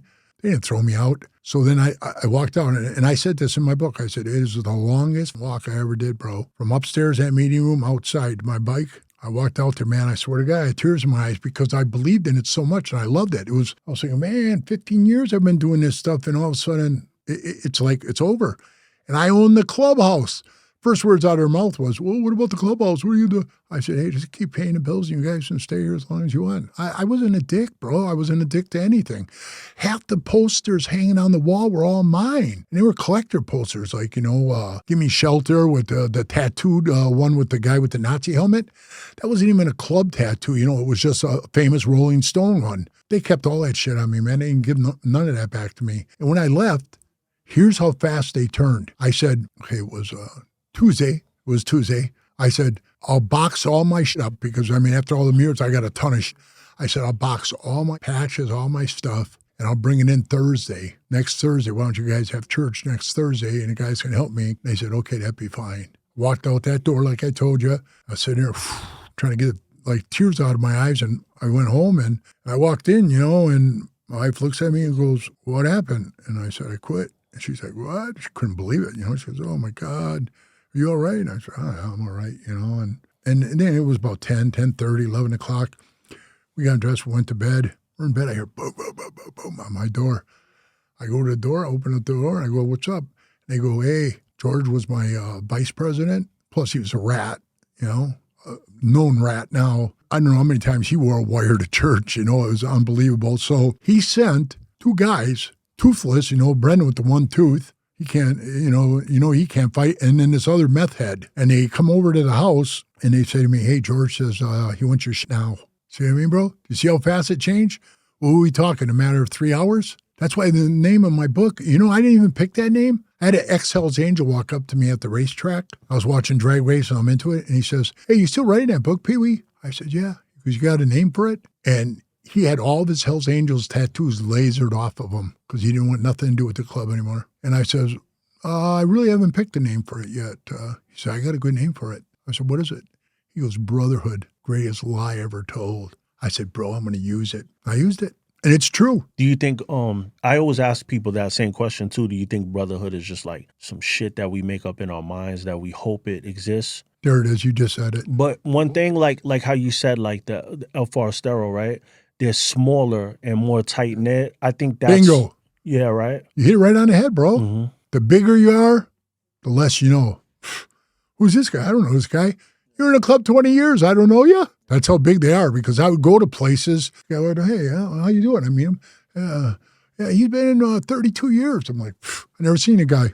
And I went everywhere, bro, everywhere. The only clubhouse I can honestly say I never went to was in Kentucky. And not that I didn't want to, I just never got time to get to it. Since they're like all around the world, did you go to any crazy places where they were at? Oh, bro. Yeah, I went to, I've been to Austria. I went there, and Amsterdam was my favorite. I've been there like 6 times. Yeah. And then Germany 3 times. That was always fun, And then I went to London. Rained all the time there. I went to Portugal. Wow, you really was going everywhere. Yeah, and I went to Switzerland, Italy, Luxembourg. I didn't even know it was a country till I got there and saw, they were there. That must be cool, right? Like anywhere you could think of on the map, you could go over there, have brothers, go hang out and experience like a whole different culture, right? Right. That must have been cool, right? Amsterdam was the best, bro. We're riding around downtown in the canals. And remember the movie PT 109 with John Kennedy and shit? I don't know if you ever saw it. Well, you know what a PT boat is, how big they are. They had a big 50 caliber machine gun on the back, and the boat was painted white. It said, Hell's Angels Amsterdam down the side, and it was supposed to be real slow so you didn't have a wake. Whoa. he's going like real fast. The water's going whoosh. It's thrown in these boat homes right up against the wall. I was cracking up. Are they the same ones that like I guess the Hells Angels got banned out there and they like changed their name, but it looks almost identical, like I the don't know. patch and everything. When did this happen? It's like an old I know Germany it happened. was it Germany? Yeah, Germany, they banned all this shit. You can't wear like rings, belt buckles, hats, nothing, bro. Australia's getting bad too. Oh yeah, Australia's gonna be done too. It's gonna be done pretty much everywhere, bro. Once all this starts happening, you know. Now after this, we saw today, you know, with the thing at the gas station. Well, I think Conan gets out of jail. A lot is gonna happen, you know. Definitely, bro. I talked to him on the phone. Yeah, I never met him in person. I'm dying to meet him. He got on the phone. I was with Mel Chansey. Mel was talking to him, and Mel handed me the phone, and his real name's Keith. And I said, hey, Keith, what's up? And he goes, what's going on, Peewee? He said, hey, I want to come there for Mr. Olympia. I said, well, come on, bro. I'll go with you. And Mel goes too, you know. My daughter's the one that runs it. And he says, hey, well, them other goons, am I going to have problems with them? I said, no, not unless we go knock on the clubhouse door and ask them to come out. I said, you ain't going to have no problems. Those guys don't go anywhere. I said, come on, I'll go with you. And he said, all right, then we'll go eat some sushi. I said, sounds good to me, man. That's what we're doing right now. That's what we were eating it. I said, all right, Keith, I'll see you then. And then he called, you know, he didn't call me. He called Mel and said, we got to go. I got to go to some function because, you know, he was the top guy. He's supposed to be coming home soon. Yeah. But he was real cordial on the phone to me. And that's why I said I'd go meet him. And I know 3 ex-Hells Angels now that turned pagan, you know. Oh, tell me about like the whole Sons of Anarchy thing, meeting Jax and all that. Oh, I met Jax. Well, DL. I call people from movies like, or, you know, TV shows by their TV show name. I don't know why I have that habit. Charlie, yeah. And it's funny, when you talk to him, even in his trailer, he doesn't talk the British. Yeah, and he gets on the show and he's like, you know, talks like you and me. And all of a sudden you're like, what the hell is going on here? I never heard it. And then one time I see him on an interview and he talked really heavy, like the British accent. I was shocked when I heard that. I was like, what? Like, how do you even do that? You know, it's like, that dude is talented. I don't know how he does that. Cause he's a good dude. He really is a good dude. And I went to his trailer, you know, and it's funny, him and DL, you know, they're doing push-ups and they're getting all pumped up. And I go, what the hell's this all about? We're getting ready, man. We're getting ready for the show, you know? Okay? Because they had to look all pumped up. Get all, hey, let's do this, you know. We all go out of the trailer, and I went in there. I sat there at that table. You know, that table's made of plastic. Yeah, everybody thinks it's wood. It's plastic. I was looking at the table, and we had a badass table in Sin City, bro. Oh, I got pictures of it. I'll show them. I'll send them to you. You can't find good things like that nowadays, right? No. It's hard to find. Like this was all handmade, our table too. That table was made of plastic, so that could have been just poured, you know what I mean? Like a thing. But yeah, some of the clubhouse tables are just so-so, and then some ain't, you know? But yeah, I met him on the set, and then Kurt Sutter's like, oh man, dude, you're the real deal, you know? Come on out here. And I said, no, I can't. That's when I was doing my case, you know, and I just, you know, how many people watch that show and shit. They were all watching, and I didn't want them seeing me on there like shooting guys up with a machine gun, selling dope, and then you go in front of them. I thought I was going to a jury trial. I really did, man. I'm thinking I'm taking it to the box. Dude pulled a knife out on me, and I lit him up. You know, brought a knife to a fist fight. He lost. So I just figured I had a good chance of taking it. Then, you know, after that lawyer looks at you and he tells you, one of those jurors, just one of them, says guilty, man. And he said, you're going to get on each one of these counts is 15 to life. I started thinking about it, man. Wonder if that did happen to me, you know, and sitting my rest of my life. I'm not even in the club anymore. You know, I already quit the club. And then they'll show pictures of you with your cut on and, you know, paint you out to be a monster. And people just, whether they still do, bro. They still do. If you go on the internet, they're constantly showing me with this blonde-haired chick. I took a picture with 25 years ago. She walked up, hey, come on, husband, take a picture. I put my arm around her, and they take pictures. And everyone will, hey, I see a picture of you and your ex-wife. I go, that ain't my ex-wife. I don't even know her name. It was a girl I took a picture with at a function in Spokane, Washington. And they still show it. What Hells Angels expect of their women. There's me and the chick again. Yeah, look it up on the internet. It pops up every time, bro. I call them. I said, remove that. And they said, no, we have the right to own all that stuff. Once it's posted up there to the media, Google can grab all that. Maybe you could go after whoever posted it. That girl probably posted it. Oh yeah, that's true. You can't really. I don't know her. Yeah, you can't really go after for a picture. It's not like it's video or something like that. I think if it was video, you could do something about it. I think even pictures can be like if you didn't give the okay, but you'd have to go through a lawyer and it'd be a pain, yeah. So tell me what you got going on now with the speed shop and the book and all that. Well, the book took me 10 years to write that damn thing, Well, I started it when I was in the club because that's why I said Sonny signed it in 2010 and I was still in the club. So then when I got out of the club in 2010, I had to change the whole book for me saying, we did this together. All this Hell's Angels I had to take all that out. I had to change the whole book. So it looks like it's a little like choppy. But that's because I had to change everything, man. And then I try to put everything in perspective. Like I started me off, I didn't care what that guy said about doing the kid thing. I didn't do the kid thing, but I did a little bit about like what we talked about, like, the abuse of my stepdad, stuff like that. I did like a little bit. I says, he was no gem, he was a child beater, tough guy. And I started kind of like that. And then I moved it right into my high school with me wrestling and then the kickboxing. And then from there, I, said after the college, I think I went right into the greasers, And then after the greasers and the Sinners and Minnesota, then San Francisco, then Vegas, it just keeps going. Incarcerated, it keeps going, bro. You'll enjoy it. I've got nothing but good reviews on it. So we'll be linking all that out in the description. Tell them where they can find you and follow you and stuff like that. Right on. Appreciate it, brother. Definitely. Thank you so much for sitting down. Thank you for inviting me, man.